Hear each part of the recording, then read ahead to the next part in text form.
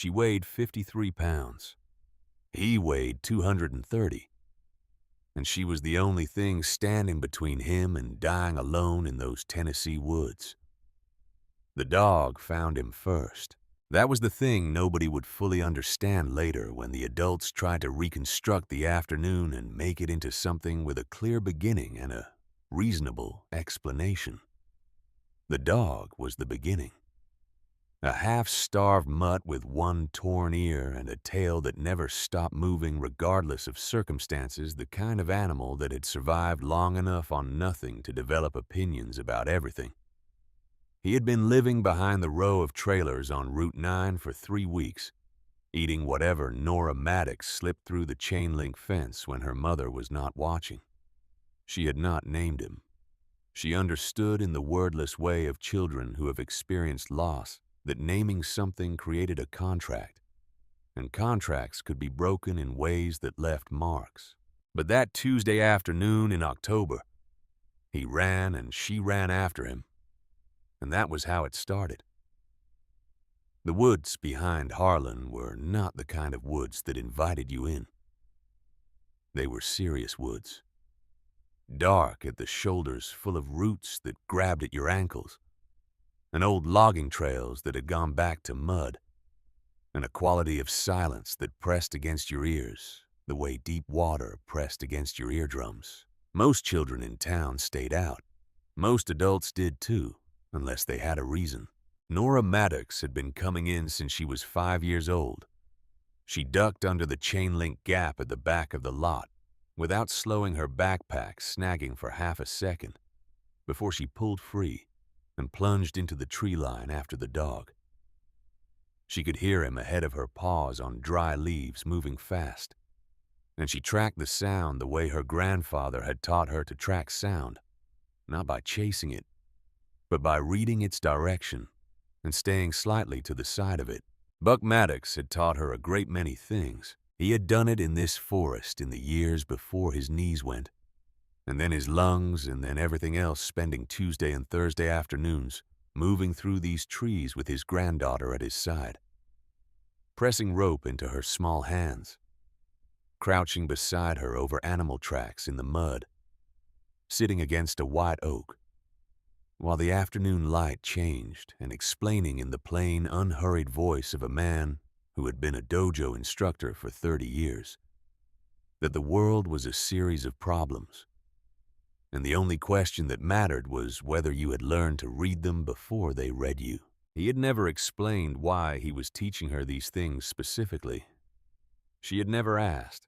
There was an understanding between them that went beyond explanation, the understanding that exists between people who think in the same register, who do not need the scaffolding of reasons, because the work itself was the reason. Buck Maddox had built something in his granddaughter quietly and precisely, and without ceremony, over 300 and some afternoons in these same woods. And 2 years after his death, she still came out here on Tuesdays and Thursdays, because the woods themselves had become a form of conversation with him. The dog stopped. Nora stopped too, 10 feet behind him, because she had learned to read the dog the same way she read everything, by watching what his body said before his behavior confirmed it. His hackles were up. His good ear was forward. His tail had gone completely still for the first time since she had known him, and he was staring upward with an intensity that told her this was not a squirrel or a raccoon or something routine. She followed his gaze. The man was hanging from the lowest heavy branch of a white oak 40 feet ahead, suspended upside down by his ankles, his arms dangling toward the ground, his leather vest falling away from his torso, so that his face was partially obscured by its own weight. He was large in the way that certain men are large, wide through the shoulders, built from years of physical work rather than any particular intention. And he was wearing the Hell's Angels patch on the back of the vest, the Death's Head patch that everyone in Harlan knew. and most people gave a wide berth to without being able to articulate exactly why. His face was turned slightly to the left. The left side was badly bruised, one eye swollen completely shut, a cut above the eyebrow that had bled heavily and then dried in a dark streak down his forehead toward the ground below him. His beard was matted.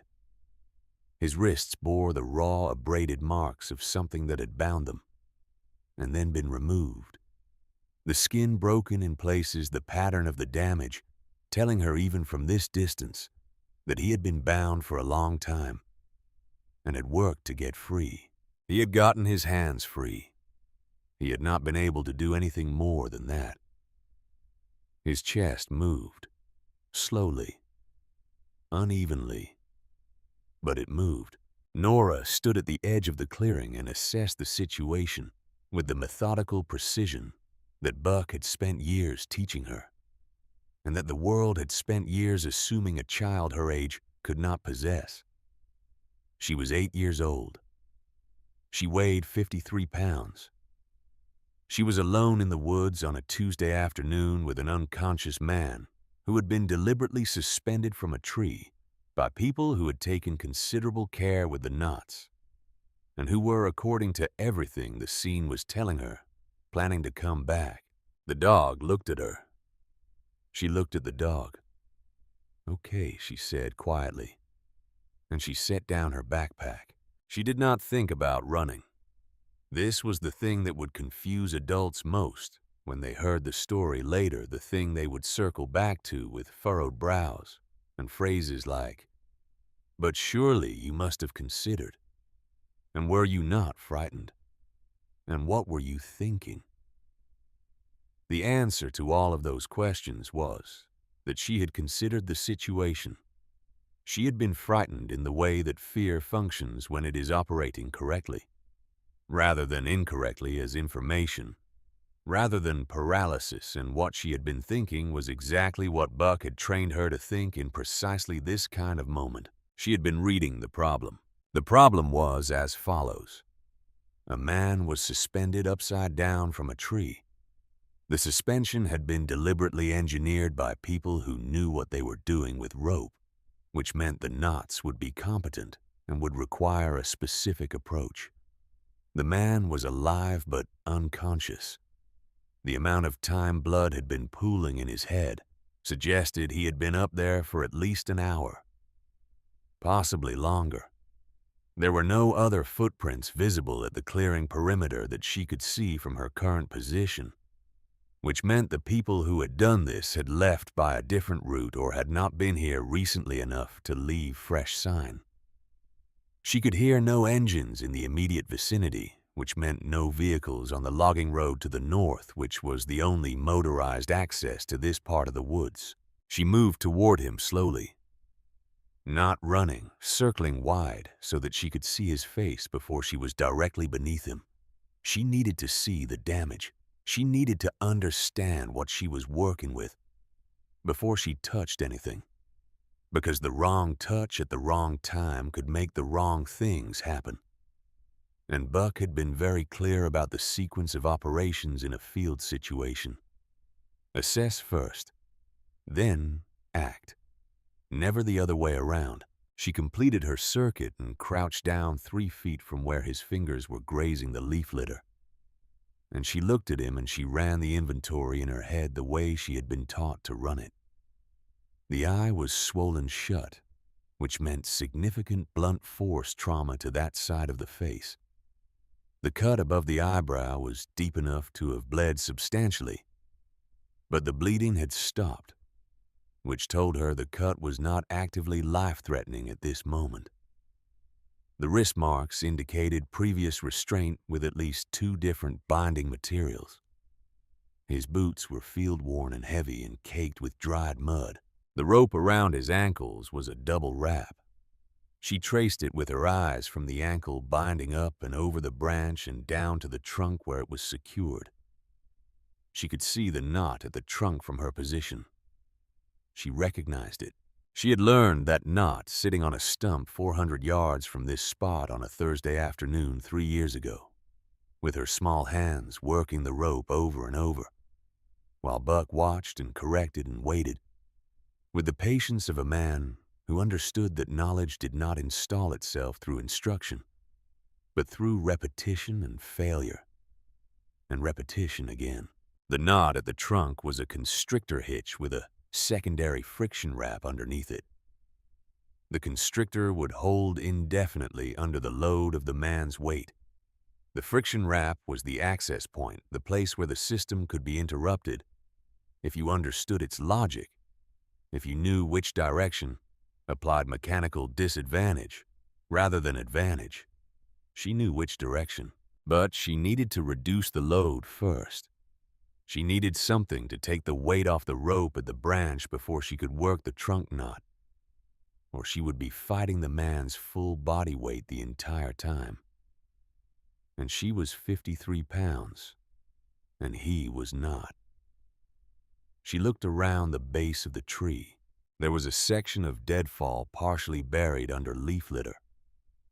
To her left, a branch about 4 feet long and 4 inches thick, old enough to be hard, but not so far gone as to be rotten. She tested it with her hands. Solid. She dragged it over to the base of the trunk and positioned one end under the section of rope between the branch above and the knot below. Then applied her weight to the other end, using the leverage principle Buck had made her practice until she could do it in the dark. The rope shifted. Just a fraction. Just enough. Her fingers found the tail of the friction wrap, and she pulled, and the secondary binding came loose in a single clean motion, and she released the deadfall, and stepped back, and took a breath. Now the constrictor. This was the harder part. The constrictor would not release cleanly from a straight pull. You had to approach it from what Buck had called the cheating direction, the angle that interrupted the knot's internal logic, rather than reinforcing it. He had made her tie and untie a constrictor hitch perhaps 200 times across a dozen different afternoons. Not because she would necessarily need to untie a constrictor hitch from a tree. With a man's body weight on the line, though, here they were. But because the discipline of learning a thing thoroughly enough to reverse it was a discipline that applied to everything, she positioned herself. She found the angle. She began to work. It took 4 minutes. She counted. When the knot gave, it gave completely, and the man fell. She had understood intellectually that he would fall when the knot released, but she had not fully accounted for the speed and weight of it, and he came down in a sudden crashing heap, landing on his left side in the leaf litter, and the impact produced a sound from somewhere deep in his chest that was not a word and was not a cry, but was something between the two, something raw and involuntary that told her he had registered the landing even if he was not fully conscious. She stood absolutely still for 2 seconds. Then he moved. His right hand pressed against the ground. His head turned. One eye opened, the right one, since the left was sealed shut by swelling, and it found her face with the unfocused intensity of a man trying to determine if what he was seeing was real or a product of the particular confusion that comes from being upside down for too long. "Don't try to stand up," she said. She was already moving toward him, crouching down, pulling the small first aid kit from her backpack. "Your blood has been pooling in your head. You need to stay flat on your back and let your heart redistribute it. If you sit up too fast, you will pass out again." He stared at her. She met his gaze steadily. "You're a kid," he said. His voice came out rough and broken, stripped of whatever register it normally occupied. "I know," she said. "How old are you? 8? He stared at her for another moment. Then something happened in his face that was not quite a laugh. and not quite a sound, something that his ribs immediately punished him for attempting, and he let it go with a controlled exhalation through his nose. "Lie flat," she said. "Both arms at your sides. Let your legs extend." He did it, not because she had told him to, she sensed, but because his body was not currently offering him any better options. He lay flat on his back in the leaves with his eyes closed and his breathing shallow and irregular, and she checked his pulse at the wrist, which was fast but present, and she began cleaning the cut above his eyebrow with the cloth from her kit. "What's your name?" she said, keeping him engaged. Buck had explained the importance of conversation in a field recovery situation. The way that communication kept the brain oriented and the body anchored. "Dex," he said. "Dex Harlow. I'm Nora. How'd you find me?" She glanced at the dog who had positioned himself about 8 feet away and had not moved since the man hit the ground. He was watching the situation with the attentiveness of an animal that understood more than it was letting on. "Dog," she said. Dex processed this with his eyes closed. "Dog," he repeated. He ran into the woods and stopped. She pressed the cloth gently against the cut, and he hissed through his teeth. She kept the pressure steady. I followed him. She paused. "How long were you up there?" "Don't know," he said. "A while. Lost track." She nodded, though he could not see her.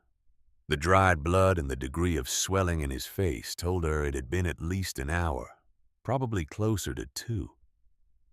Long enough for serious physiological effects. Long enough for the people who had put him there to have gone and come back, or to be in the process of coming back. "Who did this to you?" The shift in him was subtle, but she caught it. The same quality of stillness that came over animals when they were deciding whether to trust something or run from it. He was deciding how much to tell her. "People I've had a disagreement with," he said carefully. She unwound a section of the bandaging cloth and began wrapping the cut. "What kind of disagreement?" "The kind where they wanted something I wouldn't give them." She secured the bandage. She looked at his wrists. The binding marks were significant. The skin abraded in 2 distinct patterns, rope and something synthetic zip ties, probably from a separate binding session before the rope. She began treating the worst of the abrasions. "Are they coming back?" she said. The pause was exactly 1 second too long. "Probably," he said. Nora absorbed this. She did not change her expression. She finished with his left wrist and moved to his right. And she thought about what the pause had meant and what it implied about the timeline of the afternoon and what she needed to do about it. "Can you wiggle your toes?" she said. He tried it. "Yeah. Both feet. Good." She sat back on her heels. "That means the circulation is returning to your legs. We have about 2 minutes before you can try to sit up." She paused. "Then we need to move you.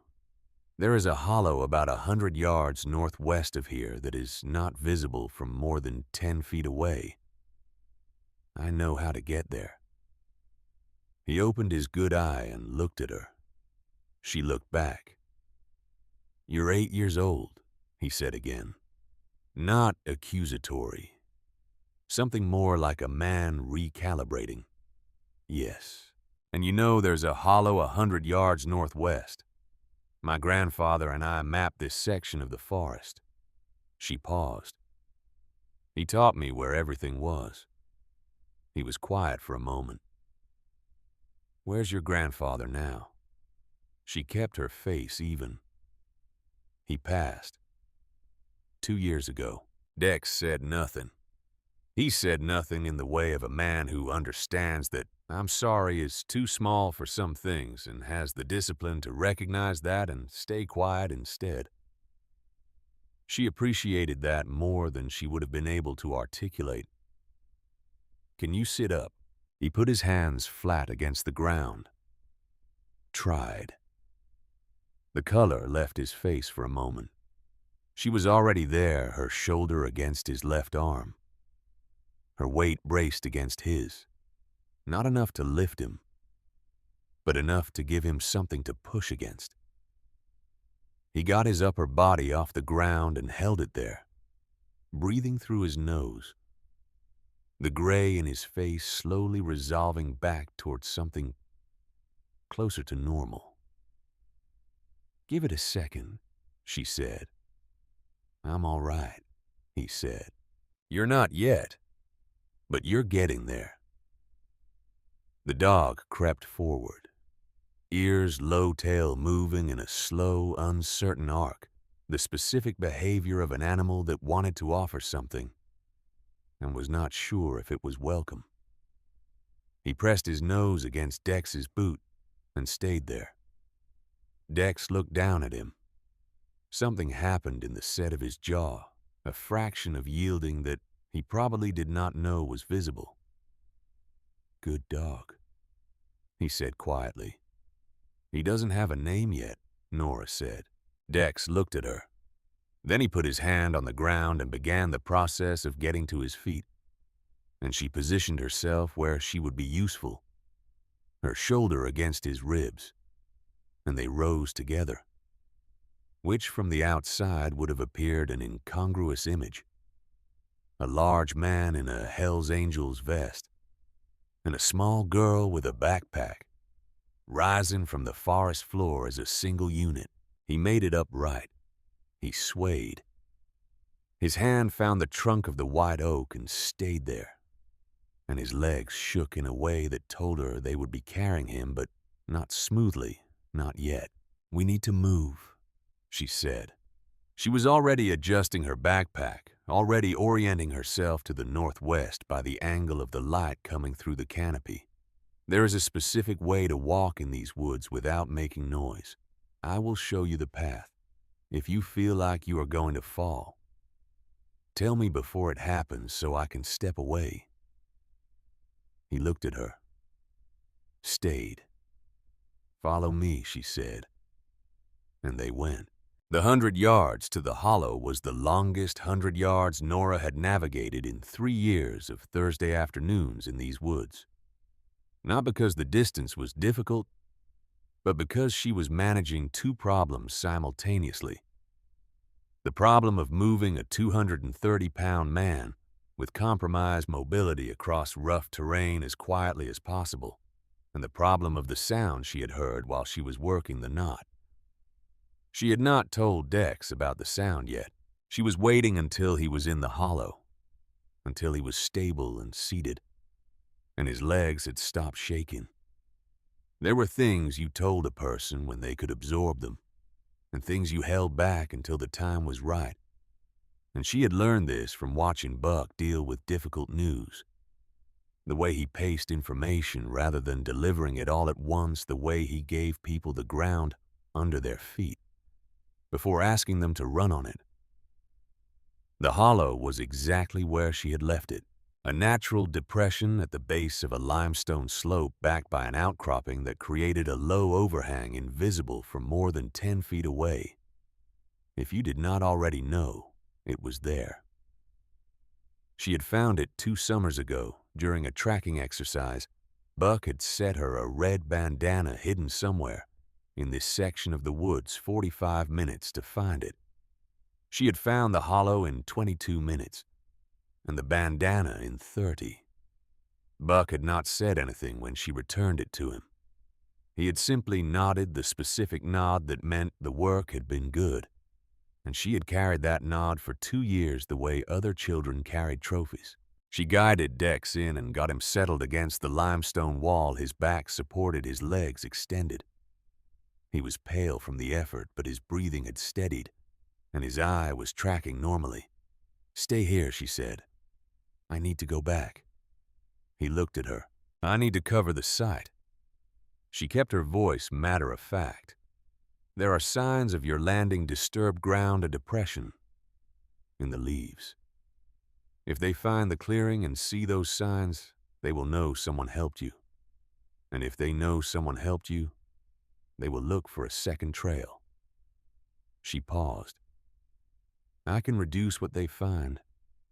I cannot eliminate it entirely, but I can make them uncertain. Uncertain people make mistakes. Dex put his hand flat on the limestone wall behind him.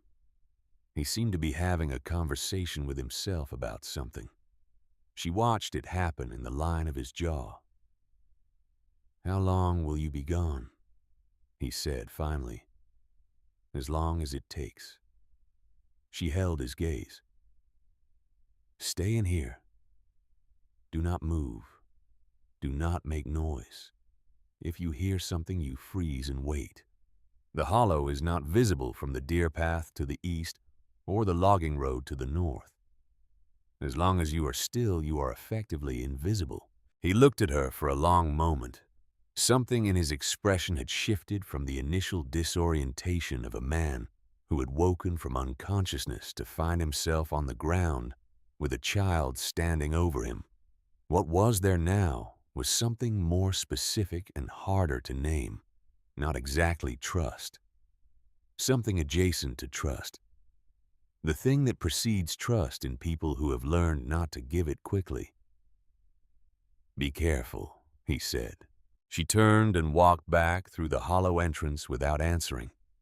The clearing had changed in the way that spaces change after violence has occurred in them.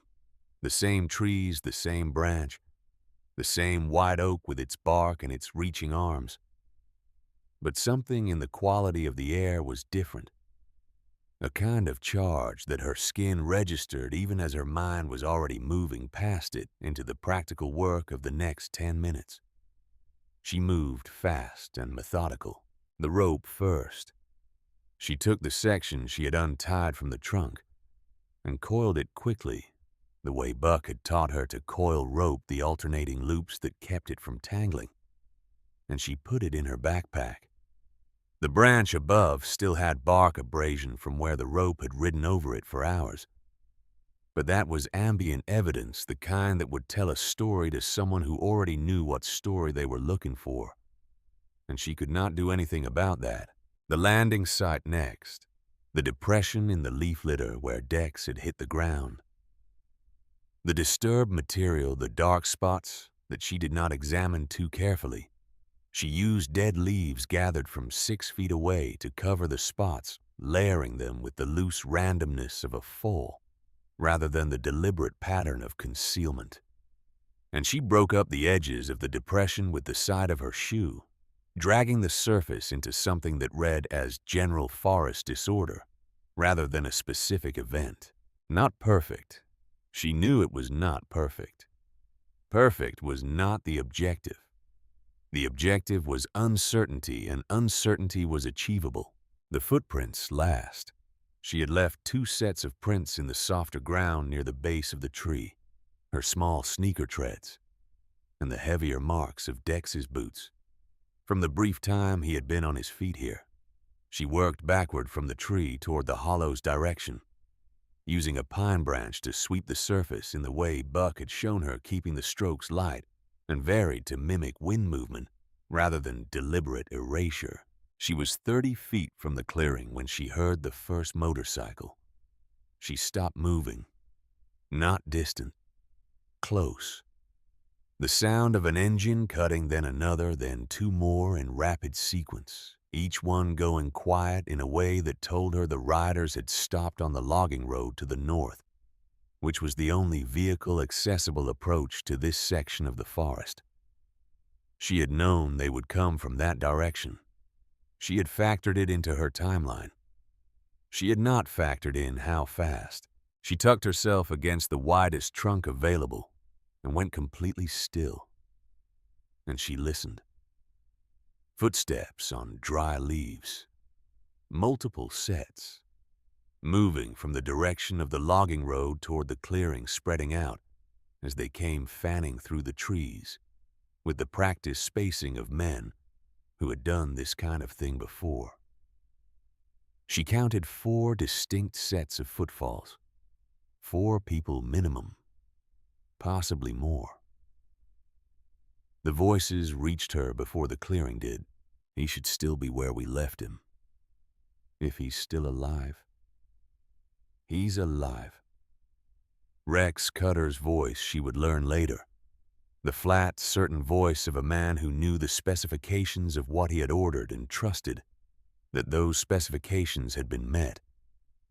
Eddie doesn't tie a knot that slips. A pause. The footsteps spreading further, moving into the clearing, now searching. Then a silence that was different from the other silences. Then, one word delivered in a register that was lower and quieter than the others, which was what made it carry further, which was what made it the voice she would remember most clearly from this afternoon. Gone. The eruption that followed was not quiet. She heard boots on the ground. Heavy movement, boots kicking at the leaf litter. A voice saying the rope is gone too. And another voice saying someone cut him down. And a third voice saying who knew he was out here. And a fourth voice answering nobody from our side knew he was out here. She pressed herself harder against the trunk. Then the quiet voice again. This was the voice of the man they called Gray, though she did not know that yet. He was the Scorpions member Rex Cutter used for the problems that required a specific kind of intelligence. The problems where force alone was insufficient, and where the situation needed to be read, rather than simply overpowered. She would understand all of this later. Right now, she only understood what his voice communicated, without her needing to know anything about him. This was the person in the group who was actually thinking. "Spread out," Gray said. "Whoever did this didn't drive. No vehicle could reach this position." They went on foot. Find the trail. She had covered the trail. She had covered most of it. She had not yet covered the section immediately around this tree. She looked at the ground around her feet and evaluated quickly, and without panic, because panic was not a lane she was permitted to operate in, and she knew it. She had approximately 6 feet of uncovered ground between her current position and the nearest sufficiently covered section to the northwest. She could not cover that ground silently under current conditions because the men in the clearing were too close and the air was too still, and a moving body at this range would register as sound. She needed them to make noise. As if in answer to this need, 2 of the voices in the clearing broke into argument, one insisting the trail led east and another insisting it led north. The specific argument of men who had found partial evidence and were reaching incompatible conclusions from it. The argument lasted perhaps 12 seconds and produced enough acoustic cover for her to take 4 careful steps to the northwest, heel-to-toe weight, distributed nothing sudden. She moved 15 feet. The argument peaked, and the quiet voice cut through it. "Stop talking," Gray said. "Look." Footsteps heading in her direction. She moved, not running. Running made birds lift and branches crack, and the kind of noise that carried specific information to trained ears. She moved fast and low through the trees, following the line in her head that led northwest toward the hollow, staying slightly east of the direct route because the direct route was what they would find if they found the trail at all, and she needed to introduce distance between herself and the direction of the hollow. A shout from behind her. Someone's moving, and then she ran. She ran the way Buck had taught her to run in the woods. Not the way you ran in an open field, but the way you ran through trees, shorter strides, arms closer to the body, eyes 2 steps ahead at all times, trusting the feet to find the ground while the eyes were already planning the next two decisions. She ran and she heard them behind her, crashing and loud, the sound of large men moving fast through terrain that did not accommodate large men moving fast. And she registered the crashing without fear, because crashing meant they were not gaining, crashing meant she was pulling away. She cut left sharply down a slope she knew flattened out after 20 feet into a creek bed. She heard one of the men try to match her angle and lose his footing on the slope. Heard the impact and the language that followed it. One person less. She vaulted the creek bank and kept moving. The footsteps behind her thinned. Two people still running, the others separated from the chase.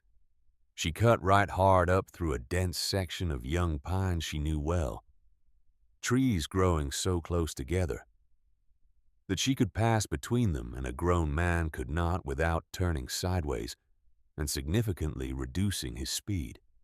She went through. Behind her, the pursuit hit the pine section and stopped being a pursuit. She heard cursing. She heard the specific sound of branches being pushed by someone who had lost their target and was searching. She did not stop. She did not celebrate. She curved wide in a long arc, keeping her speed controlled, now moving with intention rather than urgency. And the arc brought her parallel to the logging road to the east of where the vehicles had parked.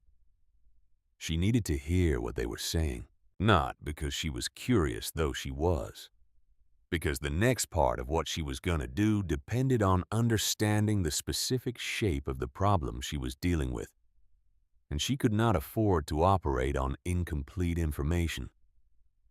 Buck had been clear about this, about the cost of acting without sufficient data, about the way that incomplete information dressed itself up as certainty and led you in the wrong direction with complete confidence. She found a position 15 feet inside the tree line south of the logging road, and she went still and she listened. The voices came back together over the next 4 minutes. The four men reconvening near the motorcycles. The argument about the trail resuming at lower volume, now more exhausted than heated. Then Gray's voice cutting through the rest. One set of tracks, he said. Small. Light. He paused. Child's shoe treads in the mud near the base of the tree. A silence. Then Rex Cutter's voice. A child cut him down. Another silence, this one with a different quality. The silence of man adjusting a previous assumption. How does a child know a constrictor hitch? One of them said. Gray's voice level and considering someone taught them. Rex Cutter find the child. He said it with the precise flatness of a man giving an order he expected to be carried out. I don't care how long it takes. Find them and bring them to me. Before tonight. Nora heard the word tonight and filed it.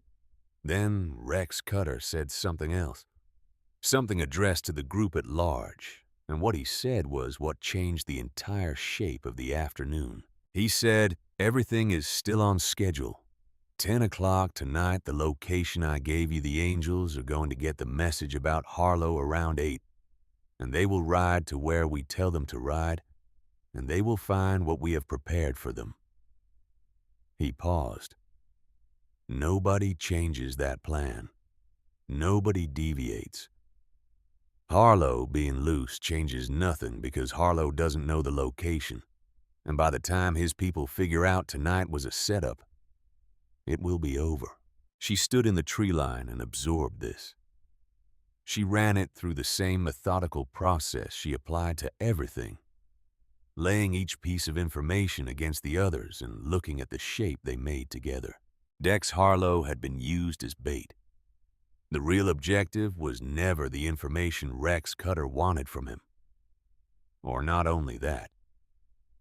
The real objective was to trigger a response from the Hells Angels chapter, to create a provocation large enough and personal enough that they would move without thinking carefully about where they were moving to, and Rex Cutter had prepared a location and a reception for them that had nothing to do with a fair confrontation. People were going to die tonight at 10 o'clock, unless somebody changed the trajectory of the evening. She calculated the distance to the hollow. She calculated the distance to the county road east of the logging road. She calculated the distance between the current moment and 10 o'clock tonight, subtracting the time it would take to get Dex to safety, and the time it would take for Dex to contact his chapter, and the time it would take for any of this information to reach the people who needed it. The margins were not comfortable. She turned back toward the hollow. Behind her, she could hear Gray's footsteps moving away from the logging road and into the forest, moving carefully, reading the ground, following a trail that she had covered most of, but not all of, following it with the patient precision of a man who was good at exactly this and knew it. She moved faster. The dog heard her coming before she reached the hollow entrance, his head lifting his tail, beginning its uncertain movement. Dex was where she had left him upright against the limestone wall, and his eye tracked her entry with the immediate attention of a man who had been listening to the forest for the past 15 minutes and had heard enough to understand that the forest was not empty. She crouched in front of him. There were 4 of them, she said. They lost me in the pines to the north. One of them is looking for the trail. His name is Gray, and he is the one who thinks. She paused. There is something else. She told him about Rex Cutter's words on the logging road. She told him about 10 o'clock and the location and the plan that Cutter believed was still operational, regardless of Dex's current status. She told him in the same level voice she used for everything, not because she was not frightened she was, but because the thing fear was telling her right now was that there was no time for the performance of being frightened, and a great deal of time required for the performance of being useful. Dex listened without interrupting. She watched his face change as the information landed, the specific changes that happened in people's faces when they understood the full dimension of a problem they had previously understood only partially. He said, I need to make a call. He reached into the inside pocket of his vest and pulled out a phone. The screen was cracked badly. When he pressed the power button, it came on. 11%, he said. Make one call, she said. Short. He found the contact and pressed the button and held the phone to his ear. And Nora listened to the forest around the hollow and thought about Gray out there in the trees moving carefully, reading the ground, getting closer. Dex spoke when the call connected. He said his name said, Don't Talk and Listen, gave a county road and a mile marker number that meant nothing to her but would mean something to the person on the other end. Said, Come quiet, no colors showing if you can help it. Said, Bring someone who can drive a truck. Said he would explain later. Said, Come. He ended the call. 4% remained. He handed her the phone. She looked at it. She looked at him. 30 minutes, he said. Trace will be here in 30 minutes. She put the phone in her backpack. She looked at the entrance to the hollow and listened. In the middle distance, moving from north to south through the forest with the unhurried, deliberate pace of a man who had not lost confidence, she could hear footsteps. One set, light and careful, getting closer. We need to be ready to move, she said. When I say go, we go. Dex put his hand flat on the limestone. I'll be ready. The dog pressed against Nora's leg. She put her hand on his back. The footsteps came on. The footsteps stopped. 20 feet from the hollow entrance, give or take, judging by the sound. Not because the man had found anything, because he was reading. Nora understood the difference between a man who stopped because he had lost a trail and a man who stopped because he was thinking about what the trail was telling him. The first kind of stop had frustration in it. The second kind had patience. The footsteps to the north had the second kind, and that meant Gray had not been deterred by the coverage work she had done. He had simply been slowed by it. She looked at Dex. He was already watching her, his eye tracking his body, pulled in tight against the limestone, with the controlled stillness of a man who understood that stillness was currently his primary contribution to the situation. She made a decision. She held up one finger to Dex, then pointed to the ground directly beneath his position. One gesture. It meant stay here. It meant stay still. It meant everything she would have said with words if words were available, and they were not. He nodded once. She pulled her backpack off, set it beside him without sound, and slipped out through the hollow entrance. The forest was late afternoon, quiet, the specific quiet of October in Tennessee, when the light has gone amber and the insects have given up, and the only sounds are what the wind and the animals and the occasional human introduce into the silence. She moved north along the limestone face away from the direction of the hollow entrance, staying close to the rock, and then she stepped into the open forest and let a branch move. Not a dramatic sound. A single branch displaced and released the kind of sound a person made when they were moving carelessly rather than carefully. The kind of sound that read as inattention rather than intent. The footsteps to the north paused. Then they changed direction. She moved again slightly further north, slightly faster, introducing more sound. Not running yet, but no longer trying to be silent, because the purpose now was not concealment, but direction.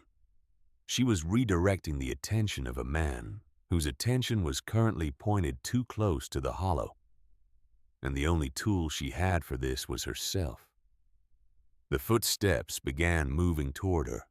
She moved northwest, opening up distance, keeping the sound of her movement consistent enough to follow, but not so deliberate that it communicated trap. The trees around her were familiar. She had been in this section of the forest dozens of times on dozens of Thursday afternoons with Buck, and she knew its specific geography, the way she knew the layout of the trailer and the route to school, and all the other spatial maps that the mind builds through repetition. She knew where the ground dropped. She knew where it rose.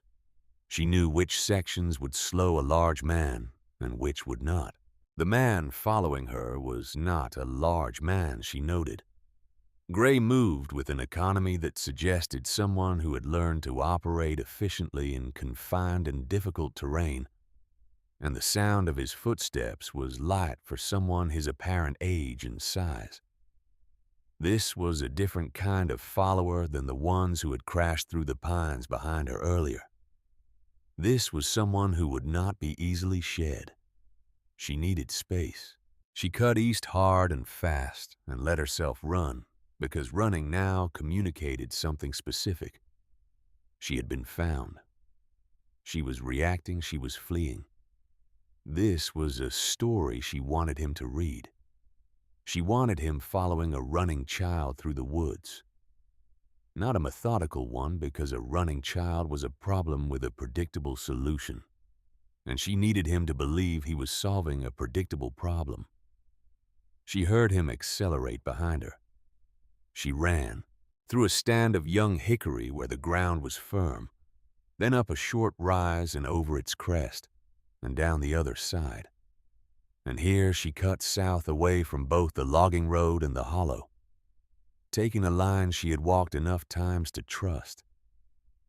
The forest changed character as she moved south. The trees thickening, the understory growing denser with the scrub growth that colonized the shadier sections. She heard his footsteps behind her, still tracking, still present, but the rhythm had changed. She could hear him making more decisions per step, the way you heard a person thinking through sound. She cut again, left this time abruptly into a section where the pines grew close enough together that she could pass between them. By turning her shoulders, and the average adult male could not pass between them at all, without stopping to angle through. She had measured this the way she measured things, by walking it repeatedly, and noting where her body fit and where it would not. She went through the pine section in 6 seconds. Behind her, she heard the sound that she had been counting on, the sound of a man's forward momentum meeting an obstacle he had not anticipated. Branches pushed hard. A controlled stumble, the specific noise of someone who was fast enough and skilled enough to avoid falling, but not fast enough to avoid slowing significantly. She did not stop. She curved south and then east and then south again in a long arc, eating distance, with the controlled pace Buck had called the traveling pace, the one you used when you needed to cover ground for an extended time without destroying yourself. She ran it for 4 minutes, which put her 250 yards from the pine section, with a clean angle back toward the county road to the east. And then she stopped, pressed her back against a broad oak, and breathed. The forest behind her was quiet. Not the quiet of someone who had stopped, the quiet of someone who was listening. She waited. 30 seconds. A minute. Then she heard him. Not behind her. Ahead of her and slightly south, moving at the same careful pace she had heard in the beginning, patient and deliberate, not the sound of someone who had lost the trail, but the sound of someone who had made a different calculation about where the trail was going to end. She came around the south side of the oak and looked. He was standing on the deer path that ran along the ridge southeast of her position, leaning against a tree with his arms crossed and his head tilted very slightly, reading the forest in the direction she had been running. He had not followed her through the pines. He had known she would curve, and he had known roughly where, and he had moved to intercept rather than pursue, which meant he had been 1 step ahead of her, thinking, which was a thing she had not accounted for. She looked at him. He was not what she had expected from the voices on the logging road. 50, maybe 52, close-cut gray hair, a face that had spent considerable time outdoors. He was wearing the scorpion's patch, but he wore it the way some men wore things they had been in long enough to stop seeing less a declaration than a habit. His eyes were moving across the forest in the direction she had come from, and she could see in the motion of them that he was gathering information, assembling it, constructing a picture of what had happened in the past 20 minutes. Then his eyes found her. Neither of them moved. She had been in this situation before. Not with this man, not in these specific circumstances, but in the structural sense. She had been here before, standing in the forest, with something large and uncertain between her and where she needed to be, with no clean path forward. That did not require moving through the uncertain thing rather than around it. Buck had a name for this situation. He called it the accounting moment, the moment where you added up everything you had and decided whether it was enough. She added up everything she had. Then she said in a normal voice with no performance in it, "You're pretty good at tracking." He went still for a moment, the kind of still that told her he had been expecting to locate a running child and had not expected the running child to speak first. "Show yourself," he said.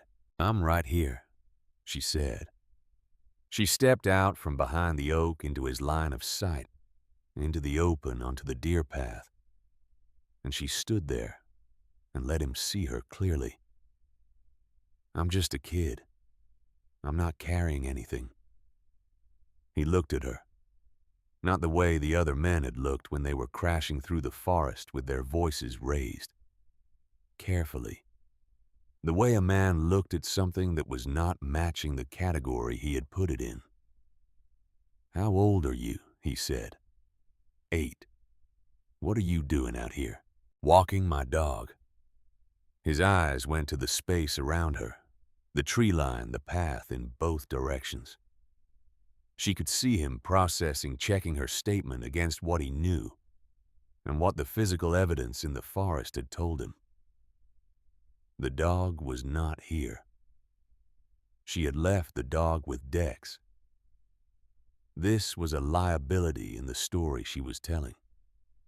And she watched him notice it, watched him file it without pressing it. He pushed off the tree and walked toward her slowly. The way men walked when they were confident they did not need to hurry, the way men walked when they believed they were the larger and more capable thing in any situation they occupied.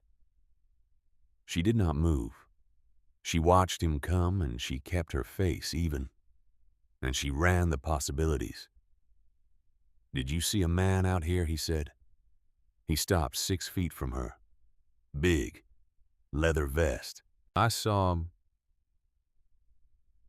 "Rope in a tree," she said. "That's what I came over to look at. I thought it was a tire swing." She kept her voice in the register of a child describing something she had stumbled on without comprehension. "Then I heard the motorcycles, and I got scared and I hid." "And where is your dog?"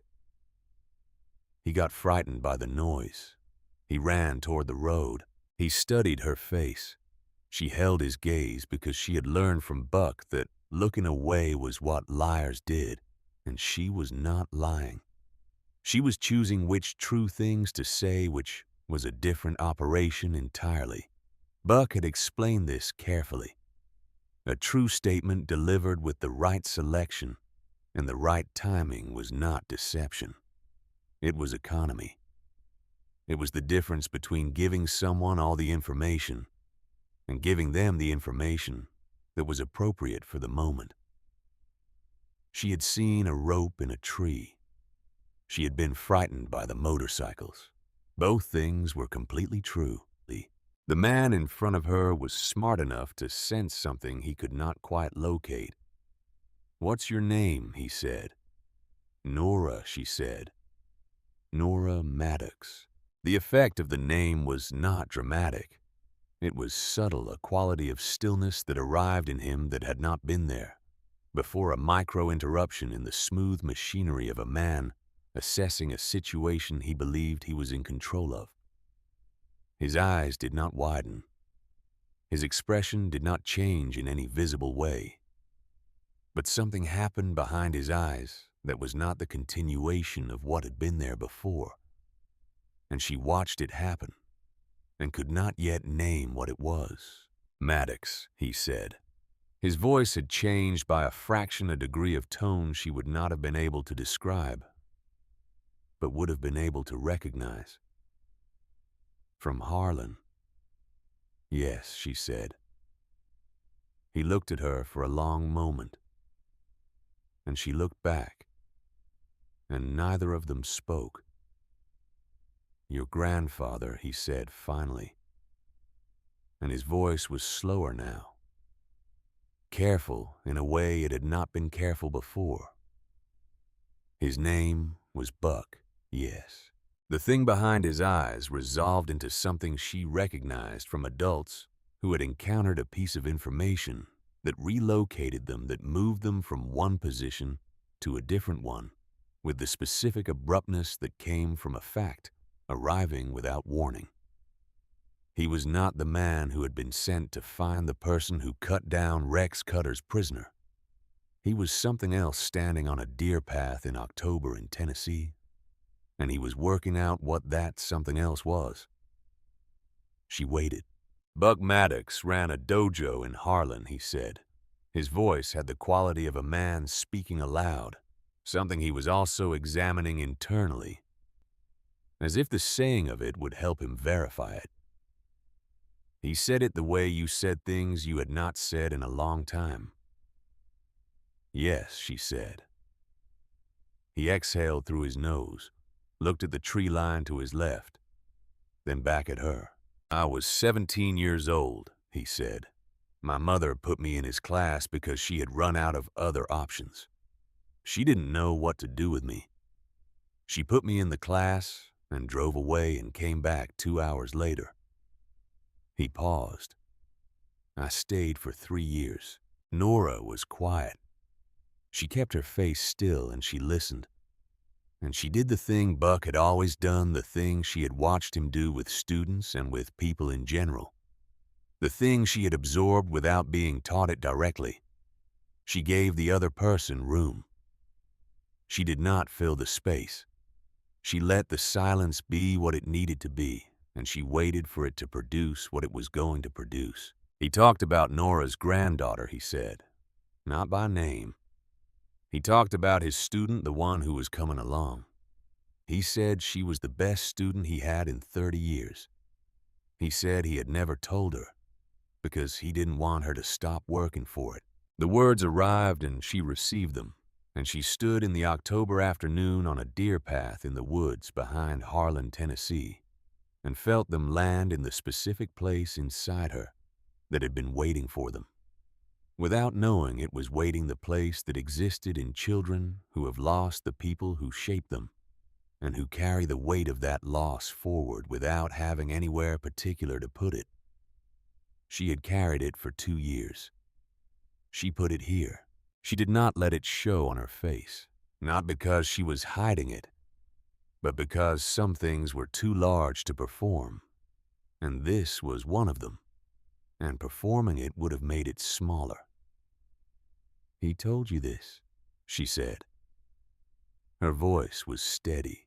The man who called himself Gray looked at her, and what was in his face now was nothing like what had been there when he was following her through the forest.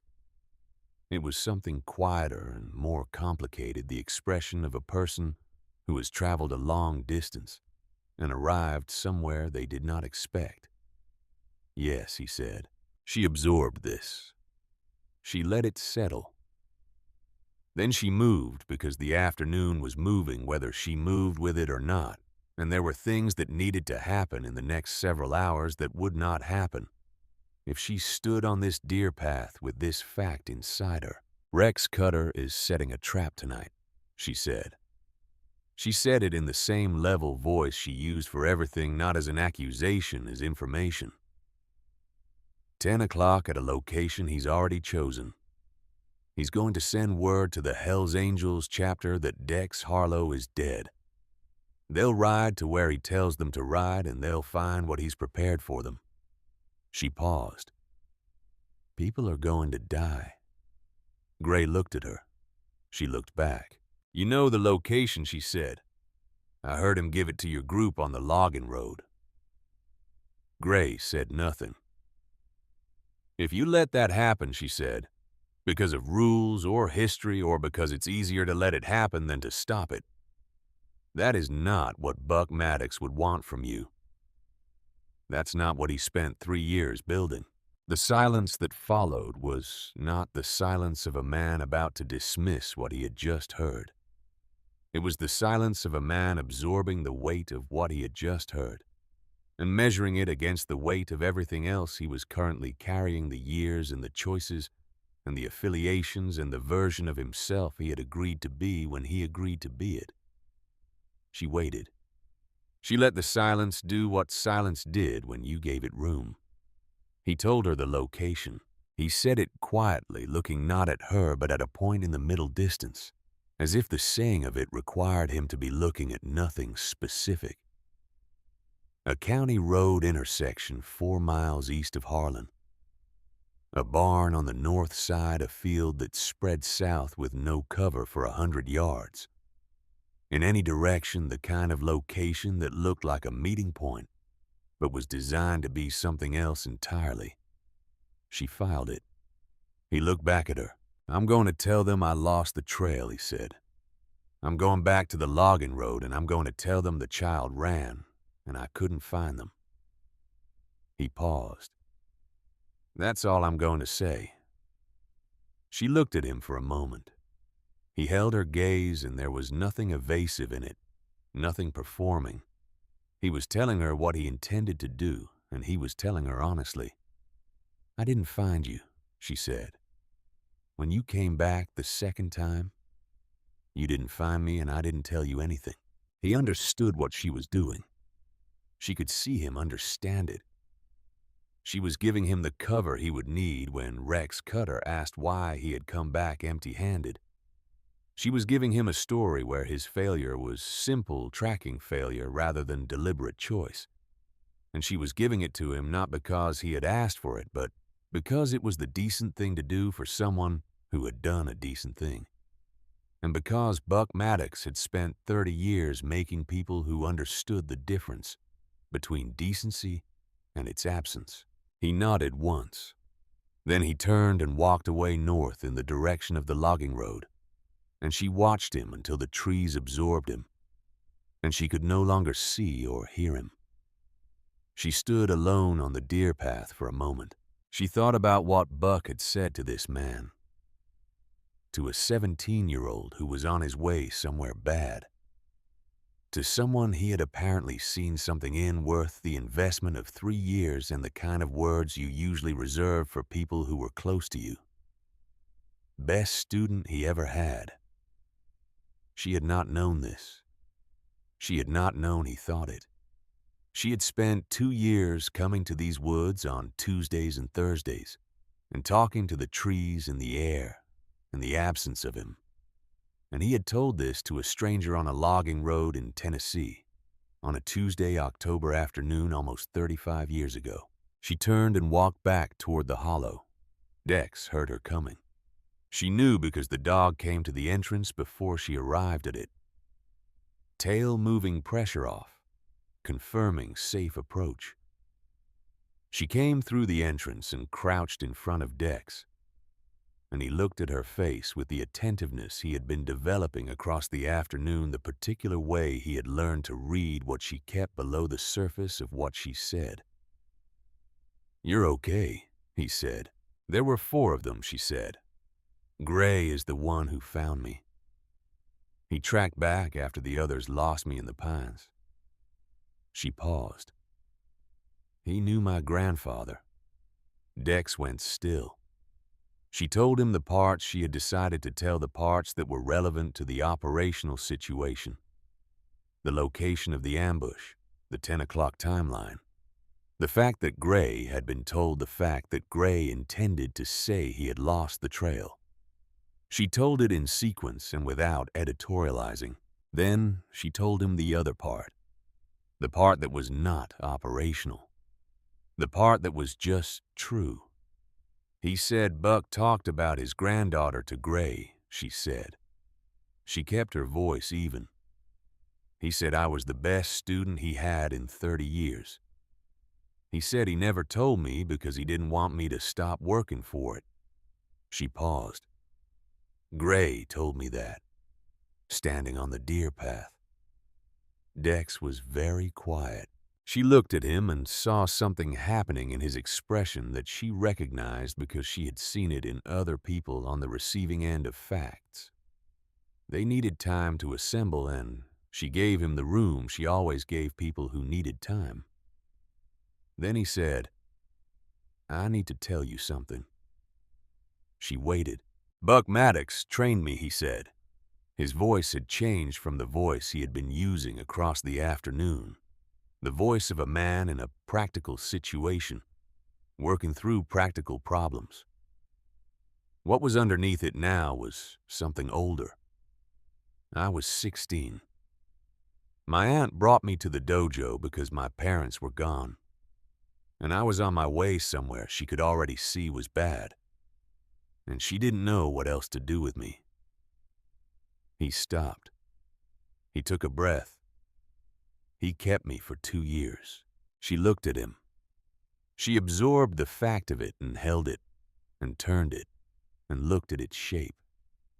She said, "He never told you about me either." "He didn't talk about people by name," Dex said. "He talked about principles.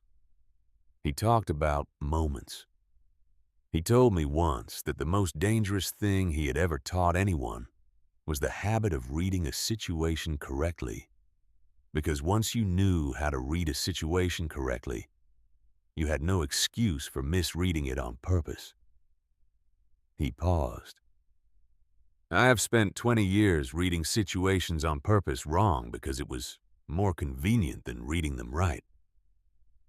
She was quiet for a moment. The hollow was dim with late afternoon light.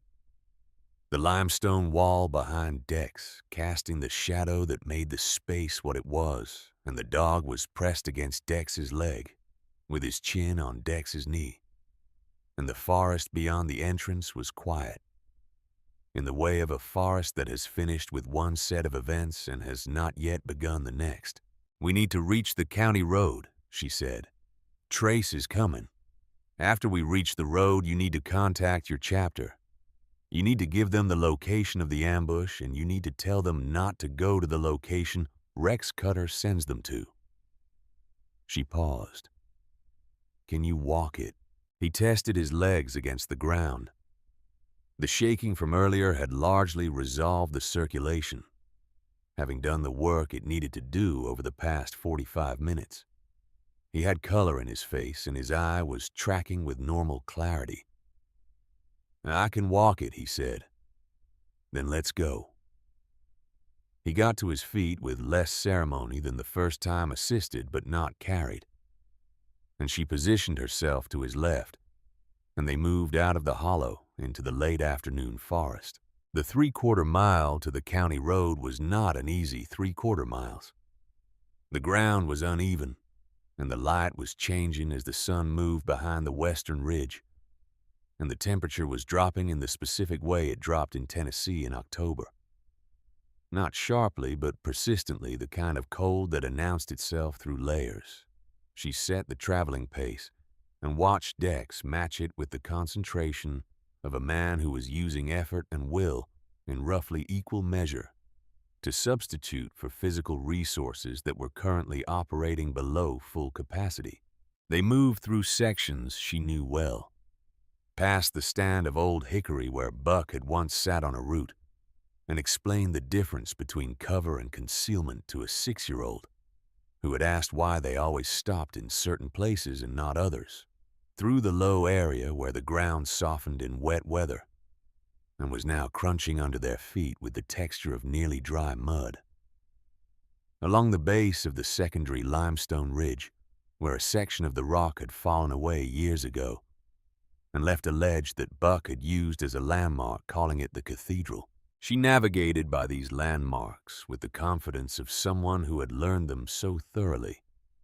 They had become part of the internal map she operated from, rather than a set of instructions she had to consult.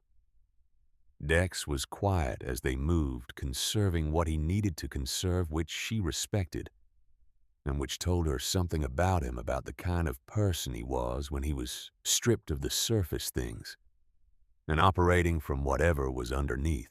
Buck used to say, she said after a stretch of silence that felt like it had room for something in it, that you could tell what a person was made of by what they talked about when they were in the middle of something hard. People who talked about the pain were telling you one thing, and people who talked about where they were going were telling you something different. What do people who stay quiet tell you? Dex said. She thought about this for a moment, picking her way across a section of exposed root. They tell you they've done this before, she said. He was quiet for a few more steps. Then, what are you going to tell your mother? The question landed with more weight than its surface suggested, and she understood that he was asking not to make conversation, but because the question was connected to something he was thinking about that she had not fully seen yet. The truth, she said. He didn't say anything to that for a while. She kept coming out here, he said, eventually not as a question. After he passed. Yes. Because of this, he said, gesturing at the forest around them in a way that was not about the trees. Because of what he put here. She thought about how to answer that. She walked 4 more steps before she found it. He didn't just teach me where things were, she said. He taught me how to be in places. There's a difference. She paused. In a classroom, you learn what people already figured out. Out here, you learn how to figure things out. He said those were 2 different kinds of knowledge and you needed both, but most people only got one. Dex processed this with the slow absorption she had noticed in him, the way he took things in fully before responding. He said something like that to me once, Dex said. He said there were men who could follow and men who could think, and occasionally you found someone who could do both. And when you did, you didn't let them waste it. He stopped walking for a moment to navigate a dip in the terrain, and she stayed close on his left. Then he said, I was going to be one of those, or I was going to be nothing, and it was entirely up to me. What did you say? I was 16, Dex said. I said I understood. He said, no you don't, but you will. She almost smiled. She recognized the phrasing. She had heard variations of it across 300 afternoons in these same woods. They reached the county road as the last of the direct light was leaving the sky, the gray gold of a Tennessee October evening spreading across the treetops. She held them back at the tree line for a full minute, watching both directions of the road, reading what the space offered. Clear, she said, and they moved. The gravel shoulder of the county road felt different under her feet than the forest floor, harder and more certain. And the open sky above them after the closed canopy of the trees created a specific quality of exposure. She registered without letting it change anything she was doing. She found the mile marker 30 yards up the shoulder, the green sign Dex needed, and she confirmed the number with him. And he said it matched what he had given Trace. She sat on the gravel shoulder because her legs were willing to stop if she gave them the option. And the dog came immediately and pressed against her side, and she put her arm around him without thinking about it. Dex lowered himself to the ground with controlled care, favoring his right side where the ribs were, and sat with his legs extended and his hands in his lap. They waited.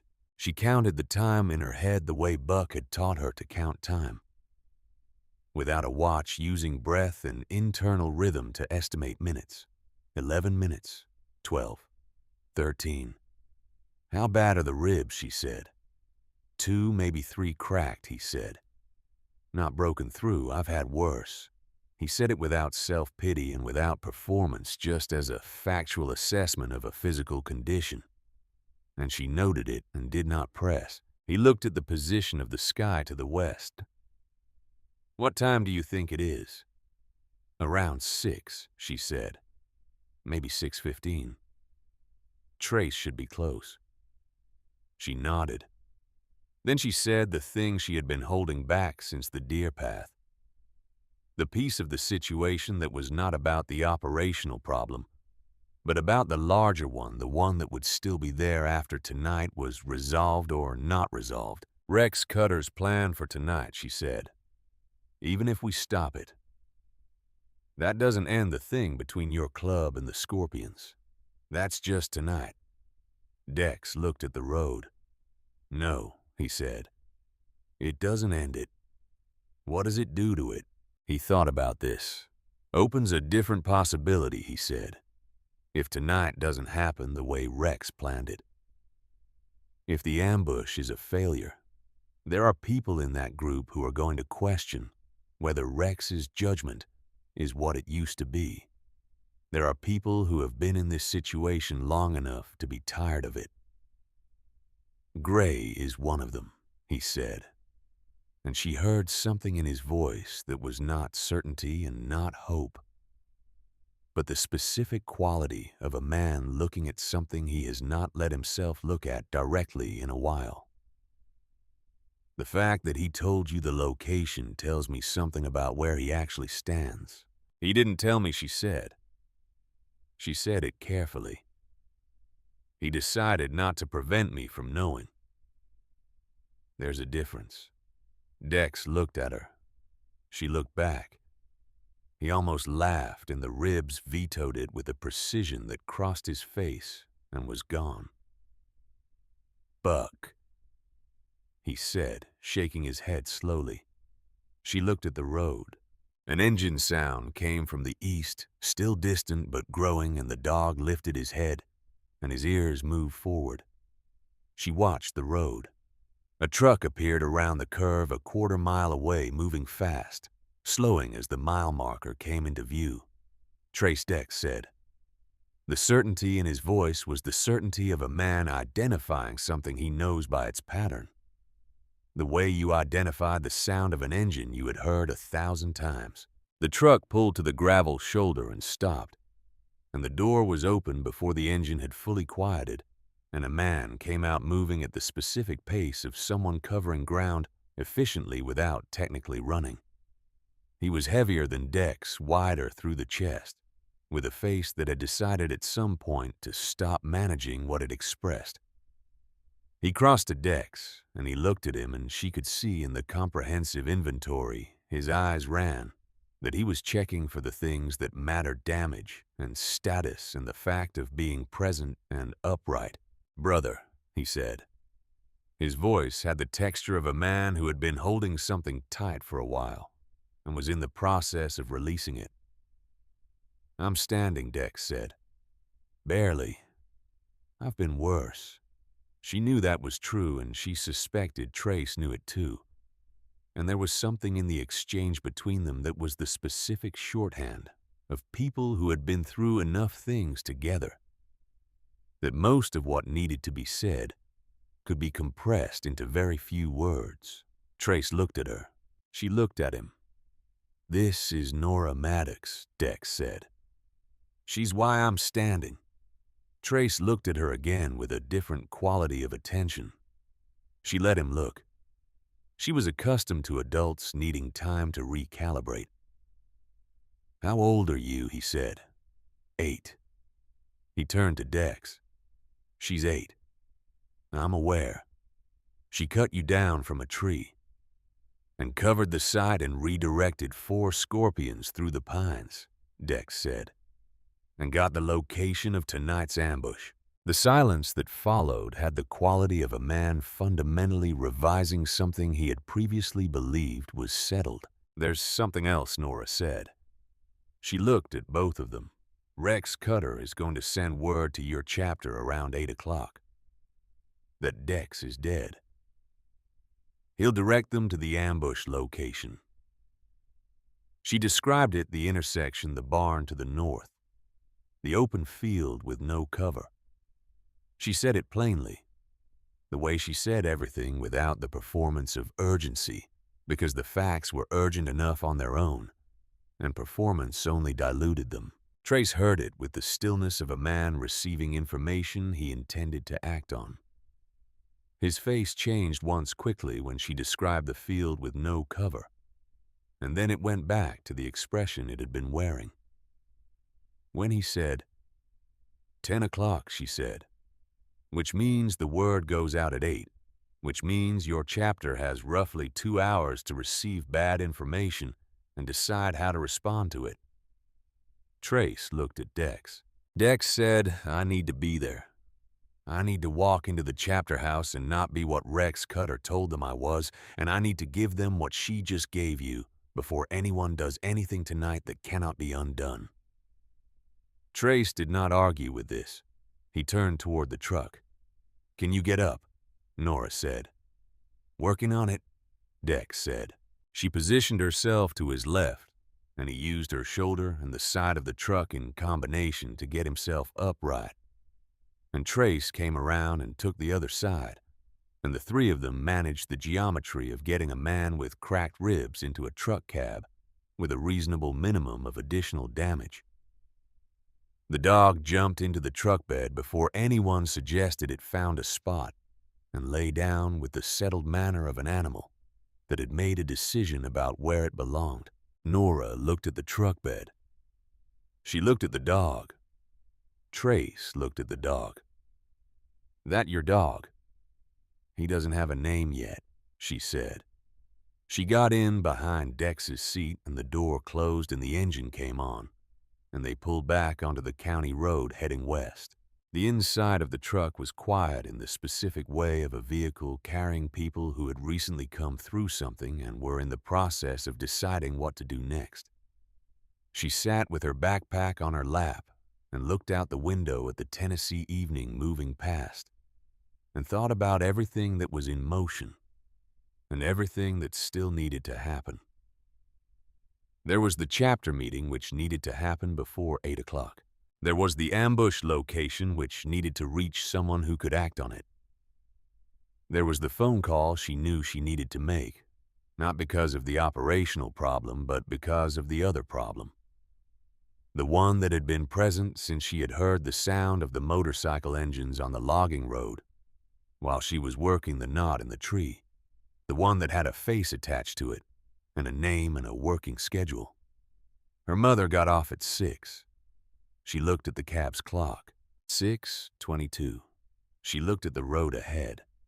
Dex was looking at the road too. She could see his profile from her position, the cut above his eyebrow visible below the bandage, the deliberate stillness of a man managing pain by not attending to it. She watched him for a moment with the specific quality of attention she had developed across the afternoon, the attention she had developed from watching Buck watch his students, the kind that saw what was underneath what was visible. He was thinking about the chapter meeting. She could see that. But he was also thinking about something else, something older and more internal, something that the afternoon had moved in him that had not been moved in a while. She understood this because the afternoon had moved the same thing in her. She looked out the window at the fields going past the late light, lying across the grass in long, flat stripes. The line of trees at the horizon going dark against the pale orange of the western sky. "Trace," she said. He looked at her in the rearview mirror. "I need you to drive me home after the chapter house," she said. "My mother will be there." He glanced at Dex. Dex said, "Take her home, Trace. Whatever the chapter needs from me tonight, I can do after." She looked at the road ahead and thought about her mother arriving at the trailer on Route 9 and finding the door unlocked and the trailer empty. She thought about what that felt like. She had felt it herself when Buck's car was not in the driveway on the afternoon they came to tell them the specific drop in the stomach that happened when something that should be present was absent. She thought about Carla Maddox standing in the small kitchen in her diner uniform, calling a name and getting no answer. She thought about everything she was going to say when she got home, the order she was going to say it, in the way she was going to tell it all the way through without editing the way Buck had told her to tell things completely and honestly, and without selecting only the parts that were comfortable. She thought about what Gray had told her on the deer path, and what Dex had just told her in the hollow, and what it meant that Buck Maddox had spent 30 years making people, and had never fully known the shape of what he had made, or where it would go, or what it would do when the afternoon required it to do something. The truck moved west through the Tennessee evening, and the dog lay in the bed with his chin on his paws, and the clock on the dash moved toward the hours that would determine whether what she had done in the woods today had been enough, or had only been the beginning of enough. She thought it had been enough. She thought there was more to do. Both things were true at the same time, and she held them both without needing to resolve them the way Buck had taught her to hold complicated things openly, and without forcing them into a shape they were not yet ready to take. She was 8 years old. She was Buck Maddox's best student. She had not known the second thing until today, and the knowing of it was not a comfort exactly. Not the soft kind of comfort, but it was something she could carry. Something with weight and substance that would be there tomorrow and the day after. and all the days after that. When she came back to these woods on Tuesday and Thursday afternoons and walked the trails he had mapped and felt where the knot wanted to fail and kept building. The county road ran west toward Harlan. The dog watched the trees go past with the steady attention of an animal that had nowhere else it needed to be. The iron horse sat on County Road 12 with its neon humming and its parking lot full, and Nora Maddox stood on the gravel outside it at 7:48 in the evening and looked at the door and added up what she had. She had 53 pounds, 8 years, a backpack with a coiled rope in it, and the specific kind of knowledge that came from 3 years of Thursday afternoons in the Tennessee woods, with a man who had been very precise about the difference between the things you could control and the things you could not. What she could control was what she said when she walked through that door, and how she said it. What she could not control was how 40 men in a Hells Angels chapter house responded to it. She went in. The room had the quality of a space that had recently been very loud and had gone quiet for a reason, the particular pressure of interrupted momentum. The kind of quiet that happened when men who had been moving toward a decision were stopped mid-motion by something none of them had anticipated. She understood this without being able to see the room's history. Understood it from the specific quality of the eyes that turned toward her. 30 or 40 pairs of them turning from the front of the room where a man was speaking and finding instead the door and the small figure standing in it. She looked at the room. The room looked at her. A girl, 8 years old, 53 pounds in a jacket and a backpack, with dirt on her knees and a fresh scratch on her left forearm from a branch in the pine section. Standing in the doorway of a Hells Angels chapter house at 7:48 on a Tuesday evening in October. Nobody said anything for a moment. Then the man at the front of the room, older, heavy-set with the posture of someone who was accustomed to the room orienting around him, said, "Who let a kid in here?" "Nobody let me in," Nora said. "I came in." Her voice was even. She had decided on the drive over, sitting in the back of Trace's truck while Dex was on the phone. And the night was closing in that she was going to say what she had come to say in exactly the order it needed to be said. And she was not going to perform certainty or perform calm, because both of those things were true, and performing them would make them look smaller than they were. The man at the front of the room looked at the door, looked at Trace, looked at Dex, who was standing just inside the entrance, and something shifted in his expression when he looked at Dex. Something that was not quite what she would have expected. Not relief exactly, more like a man looking at a thing. He had already partly grieved and finding it present when he had not been certain it would be. Dex was supposed to be dead. That was what Rex Cutter had told them. The word had gone out at 7:52, 8 minutes from now, according to the plan, except that the word had gone out early because someone in Cutter's group had moved ahead of schedule, and Trace had gotten the call on the drive over. And that was why the room had been loud, and now was not. They had already received the word. They had already begun deciding what to do about it. She understood the shape of what she had walked into, and she walked into the center of it anyway. "My name is Nora Maddox," she said. She said it to the room in general, not to any specific face the way Buck had told her to address a group when you needed the group to hear you, rather than only the people directly in front of you. My grandfather was Buck Maddox.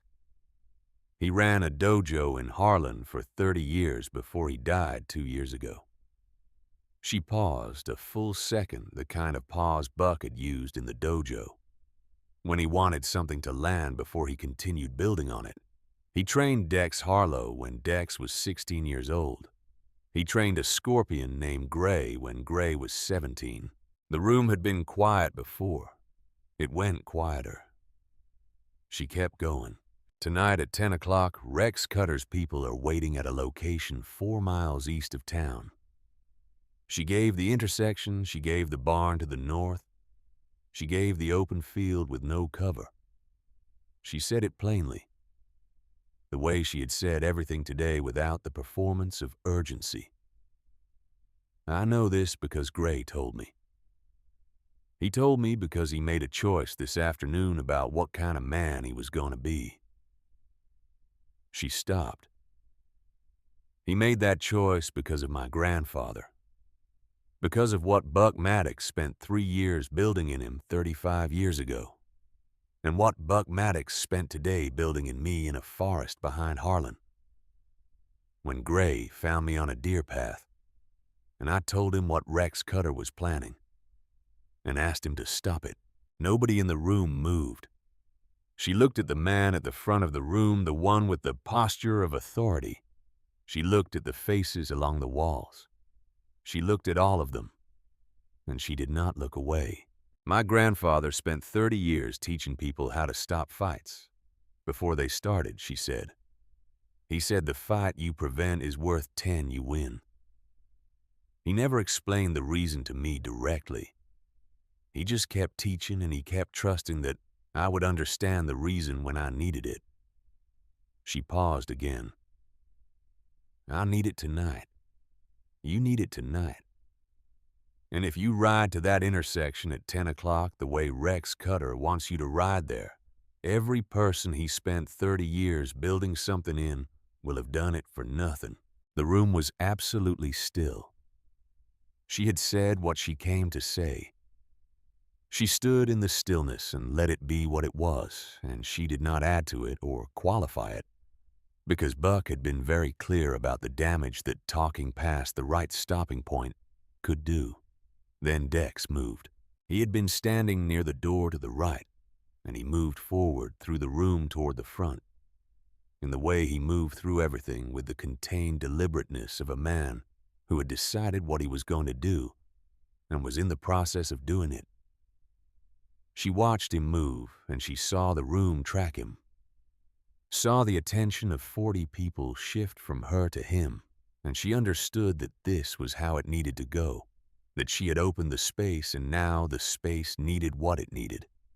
And what it needed was the person in the room who could close it. He stopped beside her. He looked at the room. She's right, he said. His voice was different from the voice he had used across the afternoon. Not the voice of a man conserving resources or managing pain or navigating a practical situation. This was the voice underneath all of those, the one that had been there since 16. The one Buck Maddox had identified and spent 2 years working with. Buck Maddox trained me, he said. I was 16 and I was on my way somewhere bad, and he spent 2 years redirecting that. He paused. Then I spent 20 years going back toward bad anyway, making choices I knew were wrong while I was making them. And I didn't stop until today when his 8-year-old granddaughter cut me down from a tree in those woods and got the location of tonight's ambush from a scorpion who walked away from it because of what Buck built in him 30 years ago. He looked at the man at the front of the room. I'm telling you what I know.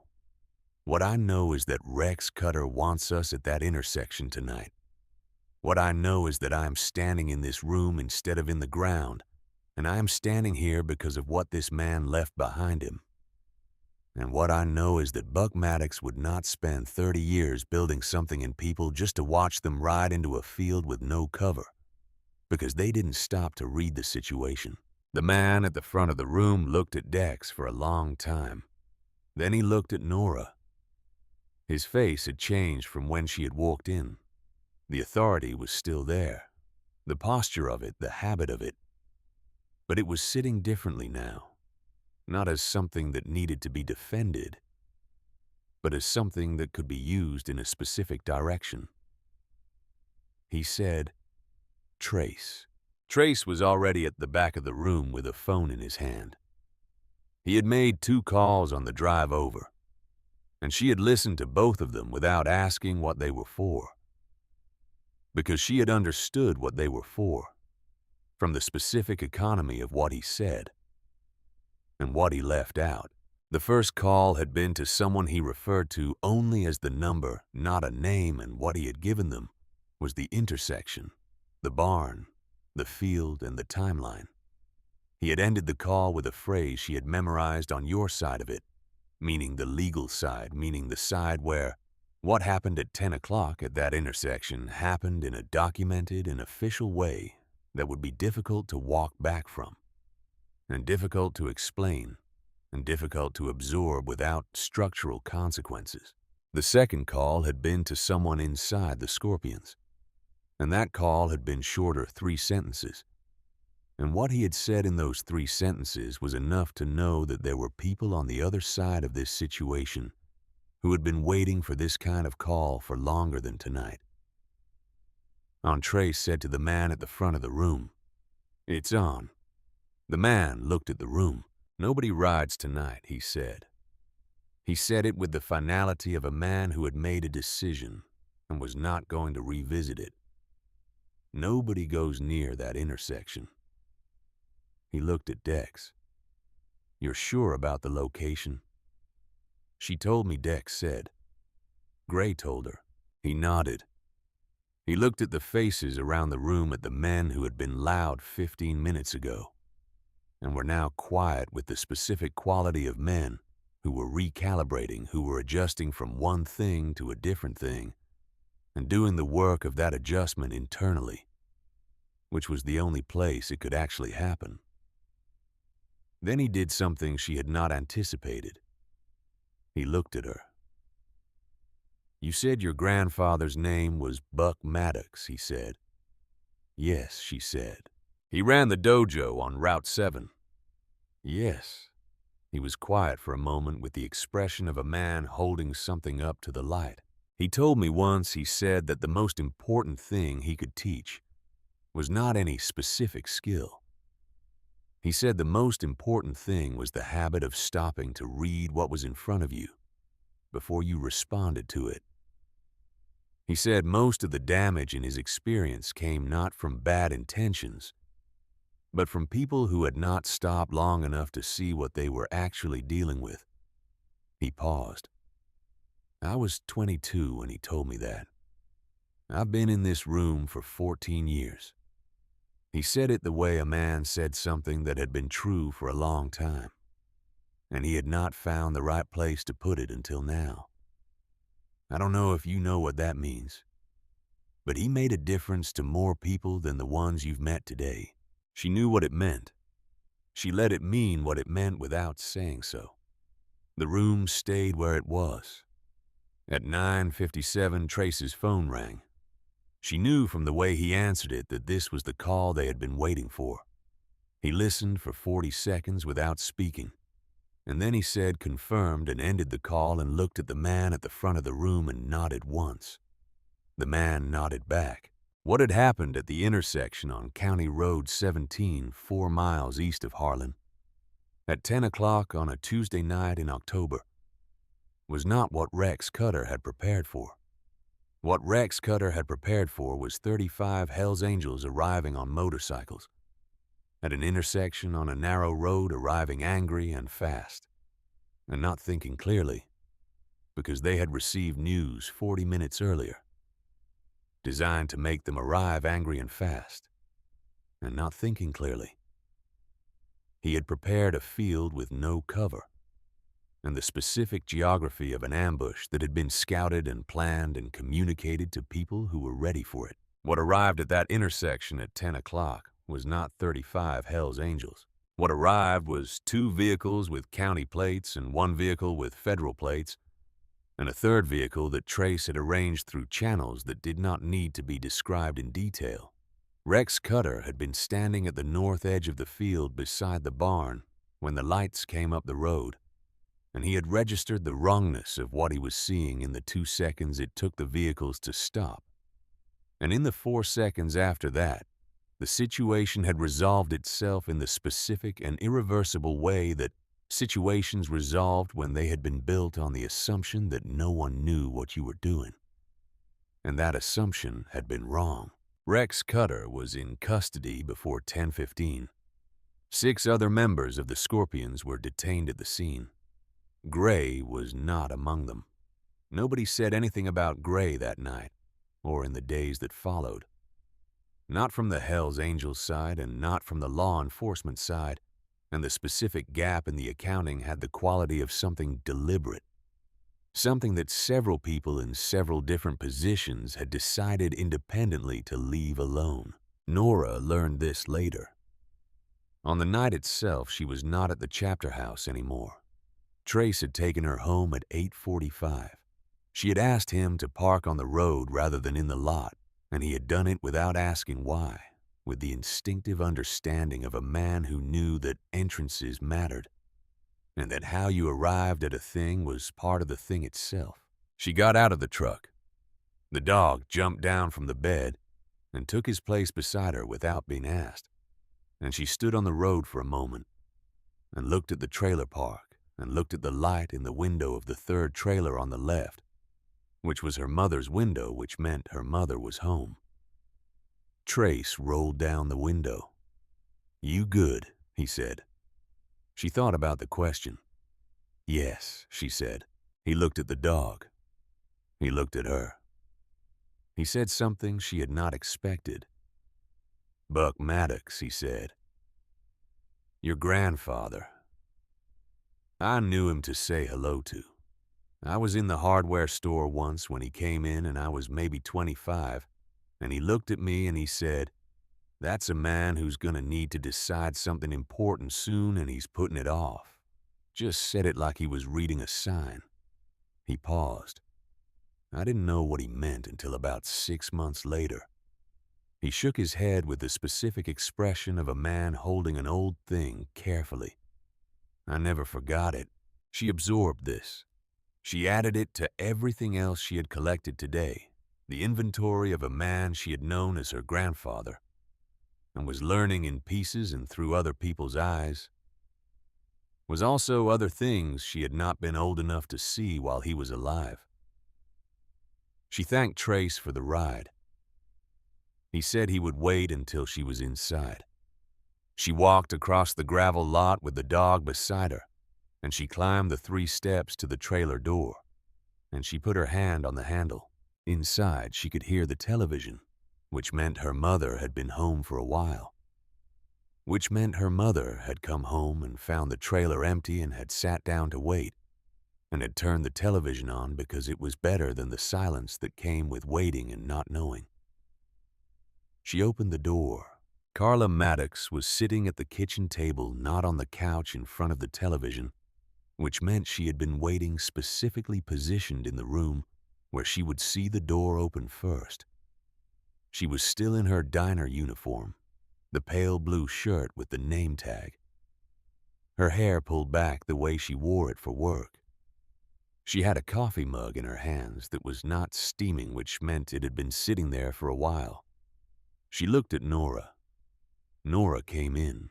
The dog came in behind her, and Carla's eyes moved to the dog and then back to Nora.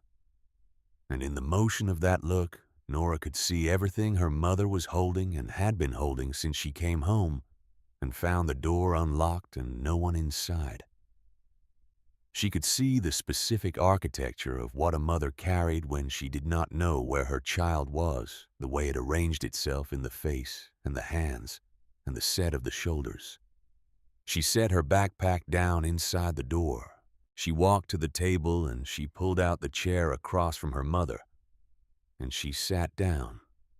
And she put her hands flat on the table surface the way Buck had always put his hands flat on things when he was about to say something that mattered. "I need to tell you something," she said. "And I need you to let me tell all of it before you say anything. Can you do that?" Carla looked at her daughter. Her jaw was tight. Her eyes were doing the thing they did when she was working very hard to stay in the functional part of an emotion, rather than being taken over by it. A thing Nora recognized because she had spent 8 years watching her mother navigate a world that required this particular skill on a regular basis. "Start from the beginning," Carla said. Her voice was controlled in a way that told Nora clearly that the control was costing something. So she started from the beginning. She told it the way she had decided to tell it on the drive over, in sequence and without selection. The way Buck had told her to tell things when the truth was complicated completely and in order, and without the editing that turned a true account into a convenient one. She told about the dog and the chain link and the tree line and the man hanging upside down from the white oak. And she told about the knot and the 4 minutes and decks falling, and she told about the hollow and the scorpions arriving and Rex Cutter's voice on the logging road. And she told about the chase through the pines and Gray on the deer path, and what Gray had told her and what she had told Gray in return. And she told about the county road and Trace arriving and the drive to the Iron Horse and walking through the door, and what she had said to 40 men who had been about to ride to a place that Rex Cutter had prepared for them. She told all of it. Carla sat across the table and did not speak. She sat with the mug in her hands, and she listened the way she always listened when Nora told her important things, with her whole attention, with the focused quality of a woman who had learned that the most useful thing you could do for a person telling you something difficult was to receive it without interruption. When Nora finished, the kitchen was quiet. The television was still on in the other room. Some program with a laugh track that seemed to belong to a different universe from the one currently present in this kitchen. Carla set the mug down. She stood up. She did not come around the table. She stood at her own chair, and she looked at her daughter, and her face was doing the thing that Nora had seen it do before, only once on the morning after Buck's funeral, when Carla had come into Nora's room before the sun was up and sat on the edge of her bed and looked at her for a long time without saying anything. The thing that was grief and something else so tangled together that there was no separating them. "He taught you all of that," Carla said. Her voice had the quality of someone speaking quietly, because any other volume would not hold what she was trying to put into it. "He taught me how to be in things," Nora said. She said it the same way she had said it to Dex in the forest. "There's a difference."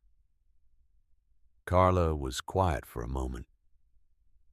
"I know," she said. "I know there's a difference." She came around the table then, and she put her hand on top of Nora's hand. Both hands, the grip that was a little tight in the way of a grip that was standing in for things that did not have words, and Nora did not pull away. "I'm angry," Carla said. "I know. I'm angry that you were out there alone and that you were in danger and that I wasn't there. And I'm angry that I'm sitting here looking at you when you're fine. And I was sitting here an hour ago not knowing if you were fine. And I need you to know that I understand why you did what you did. And I still need to be angry about it for a while." "Okay," Nora said. "That man would have died," Carla said. "Yes." Carla tightened her grip. "Your grandfather," she said, and her voice broke on the second word, the way voices broke when they carried too much weight for the structure of the sentence. "He would have said something so understated right now. He would have said something that sounded like nothing and meant everything." She shook her head. "He used to do that, and I used to want to shake him for it, and now I would give anything. He told Gray I was the best student he had in 30 years, Nora said. She said it quietly.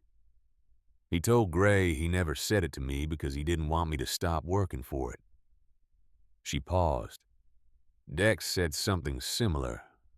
He said Buck told him he was going to be something or nothing, and it was up to him." Carla was still for a moment. He said the same kind of thing to me once, she said. She looked at the table. I was 19 and I was making what he called convenient choices, which was his way of saying I was choosing things because they were easy, rather than because they were right. And he looked at me over breakfast one morning and said, "Carla, the convenient version of a life is smaller than the real version, and you are not a small person." She exhaled. I didn't understand it for years. And then I understood it, and I couldn't stop understanding it. Nora looked at her mother. She was learning something tonight, something that she had not had the full shape of before about what it meant to be made by a person, about the reach of it, about the way the making did not stop at the borders of what you knew, but extended outward through time and through other people who carried pieces of it without knowing they were carrying them. She thought about Gray walking away north on the logging road, carrying what Buck had put in him 17 years ago and using it to make a choice tonight that redirected the whole shape of the evening. She thought about Dex standing in the hollow with his back against the limestone, telling her about being 16 and what Buck had said to him, and the 20 years of wrong choices that had followed, and the single afternoon in the woods that had altered the direction of something.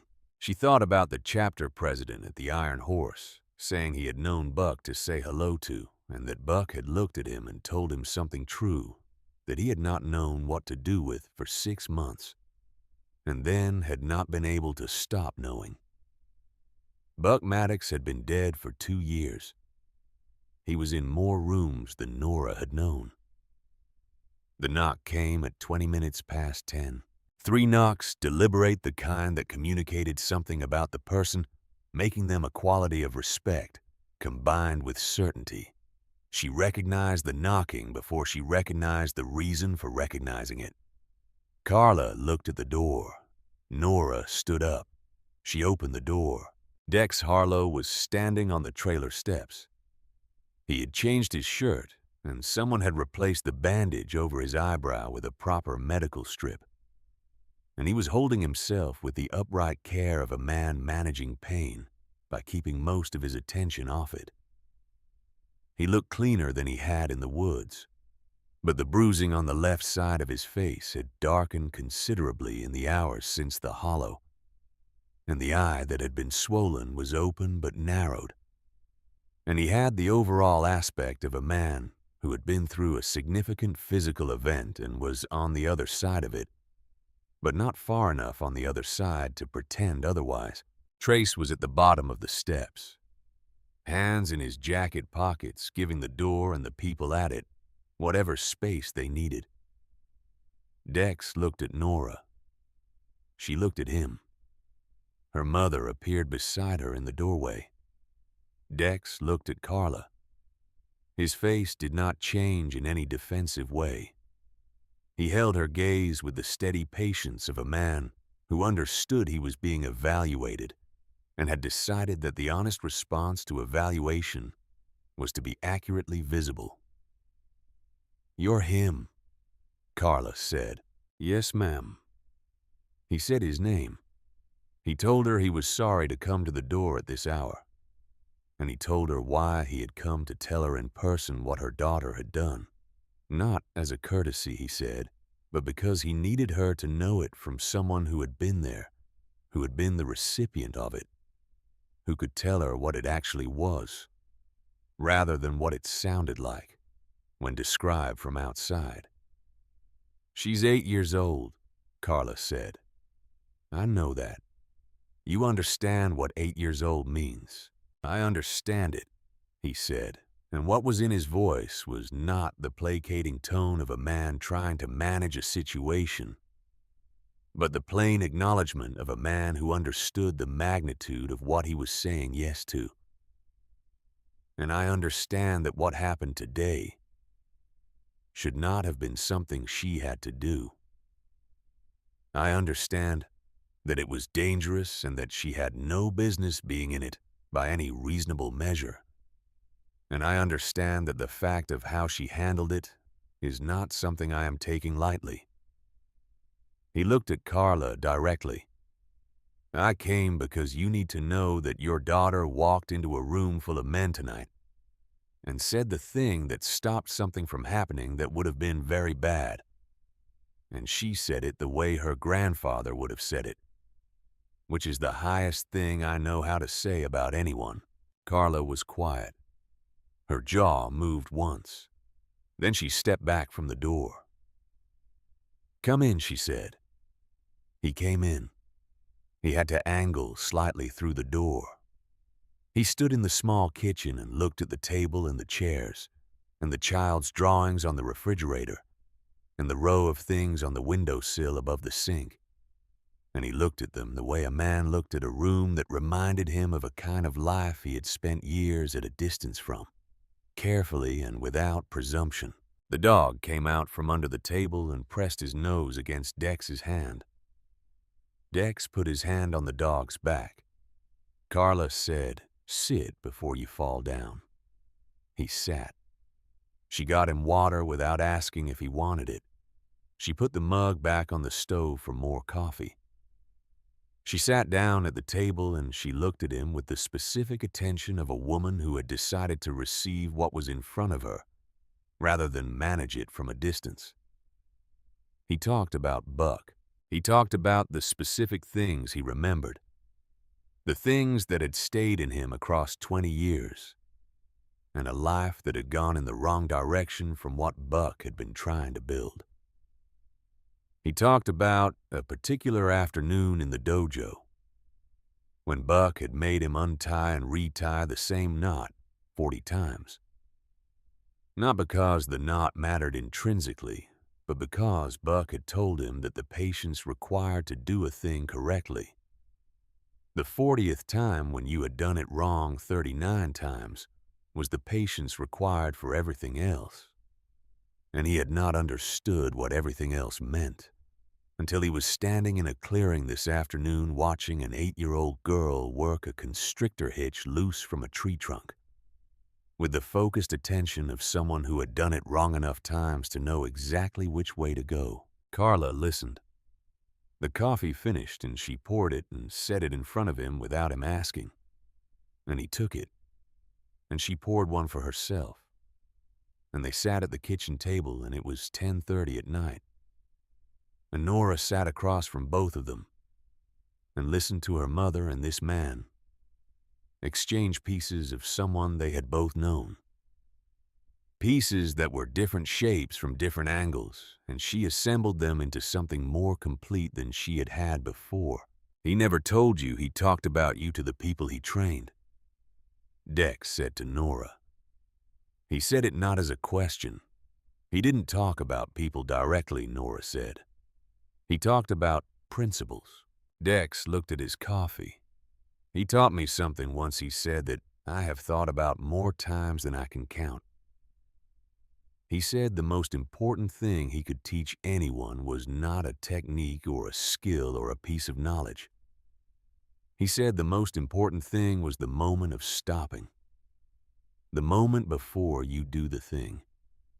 He said most of the damage he had seen in 30 years came from people who skipped that moment, who moved from impulse to action, without the pause in between where you read what was actually in front of you instead of what you expected to find." He paused. He said the people who had that pause, the ones who had built it into themselves so that it happened automatically, those were the people who changed things. Carla looked at her daughter. "He said that to you too," she said. "Not in those words. He said most of the damage in the world came from people who forgot to look," Nora said. "He said the looking was the most important part." Carla pressed her lips together. "Yes," she said quietly. "That sounds right." Dex reached into the interior pocket of his vest and held out his hand across the table. In his palm was a coin, brass, worn smooth at the edges, the surface marked with a design she could not fully read from her angle, but which she understood from its presentation to be something specific and not casual. "This is a challenge coin," he said. "From the chapter. We give them to people who have earned them." He paused. "There is no version of earning one more completely true than what happened today." Nora looked at the coin. She looked at her mother. Carla gave her the nod that was not permission exactly, but something more like recognition. The specific acknowledgement of a woman who understood what was being given and what it meant, and had decided that her daughter had earned the right to receive it. Nora took the coin. It was heavier than its size suggested. She turned it once in her fingers and felt the weight of it and the warmth it had carried from his pocket, and she held it in her closed hand and looked at him. "Thank you," she said. "No," he said. His voice was different now from any register it had occupied during the afternoon or the evening. Quieter. Something in it that had been tightly held for a long time and was not tightly held anymore. "Thank you." He left 20 minutes later. Trace was at the bottom of the steps, patient as he had been all evening, and they walked together to the truck at the road decks, moving with more steadiness than he had on the gravel shoulder of the county road 3 hours ago. And Nora watched from the doorway as the truck's taillights moved away down Route 9 and took the curve and disappeared. Carla came and stood beside her. For a while, neither of them said anything. The trailer park was doing its ordinary things around them. The sounds of other people's evenings. A television somewhere, a car door closing, the specific nighttime sounds of Harlan going about its nighttime business, entirely unaware that an hour ago something had been redirected in a field 4 miles east of town. "Mom," Nora said. Her mother looked at her. "He told Gray that I was the best student he had."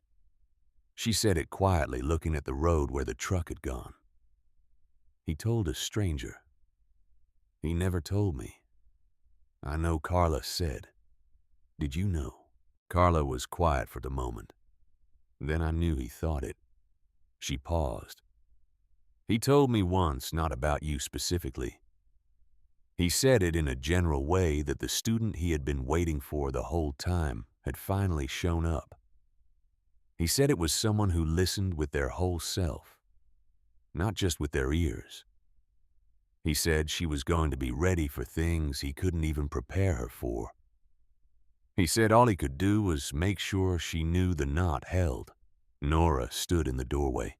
She stood there for a moment with everything the day had given her, all of it, present at once, the hollow and the deer path and the iron horse and the drive home, and the kitchen table and Dex's voice and her mother's face, and all of it arranged around the fixed point of Buck Maddox in these woods, every Thursday afternoon, pressing rope into her hands and saying, "Feel where the knot wants to fail."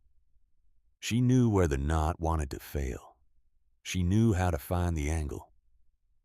She went inside.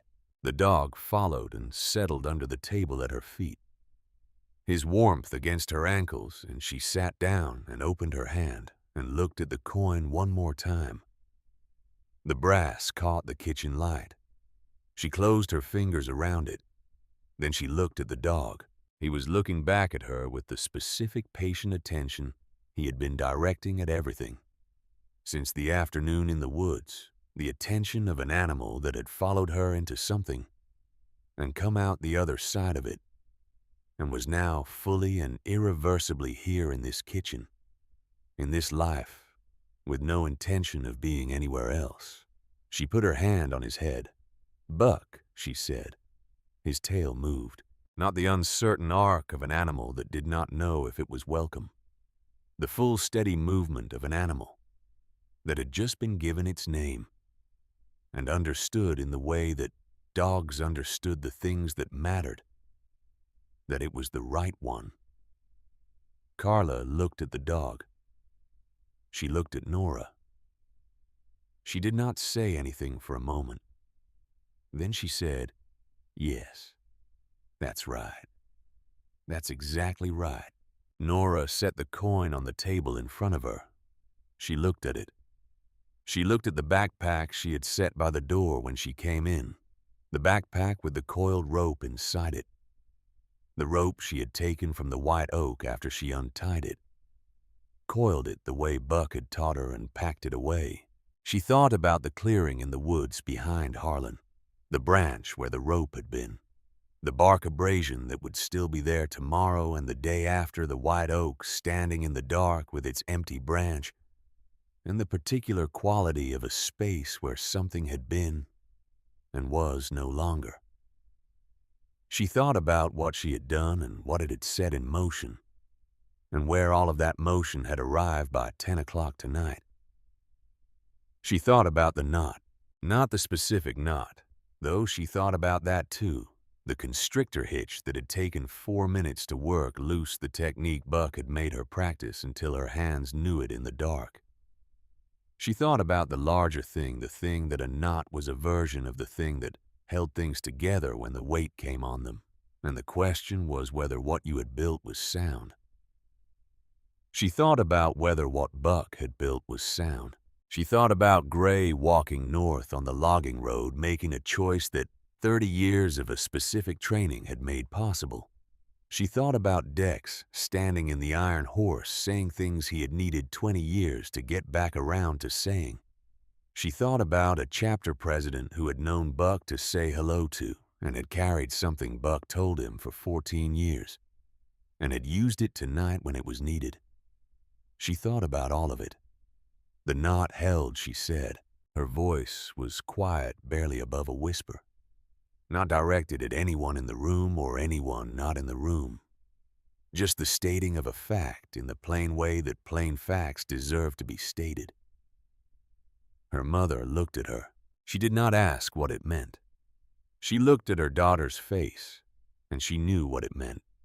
The way mothers know the things that matter to their children. When they know their children well enough. The way Carla Maddox had always known the things that were underneath what Nora said. When Nora said something that carried more than its surface. Yes, Carla said softly. It held. Outside, the Tennessee night did what October nights did in Harlan, pressed close and cold and indifferent to the small, specific dramas of the people living inside it. The lights of Route 9 moved through the windows in the usual patterns. Somewhere east of town on County Road 17, a field was empty, and a barn stood in the dark, and the geography of what had almost happened there was slowly becoming the geography of what had not happened, which was a different and better kind of place. Nora sat at the kitchen table with the coin in front of her and the dog under the table, and her mother across from her and the backpack by the door with the rope coiled inside it. Tomorrow she would go back to the woods, not because she needed to, because the woods were where she knew how to be, where Buck had taught her how to move through things rather than around them, where every trail and hollow and limestone outcropping was a kind of conversation that had not ended when he had ended, that was still ongoing, that was available to her on every Tuesday and Thursday afternoon for as long as she chose to show up for it. She would go back tomorrow and she would walk the section near the white oak, and she would look at the branch where the rope had been, and she would not feel the absence of the rope, the way she felt the absence of him, with the specific weight of something that had been essential and was no longer present but would feel instead the clean space where it had been, which was its own kind of presence, which was what it looked like when a knot had done its work and held, and the thing it was holding had been set free. She was 8 years old. She was Buck Maddox's best student. He had never told her. She had heard it today from two men who had been made by the same hands, men who had gone different directions with what those hands had built in them, and had arrived at the same place tonight. Because of a girl in the woods with a backpack and a dog who ran. She had the coin. She had the rope. She had the name she had just given the dog, and the name Buck had given her, without saying it directly.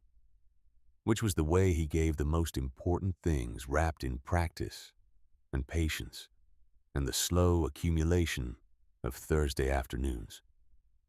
She held all of it. The knot held.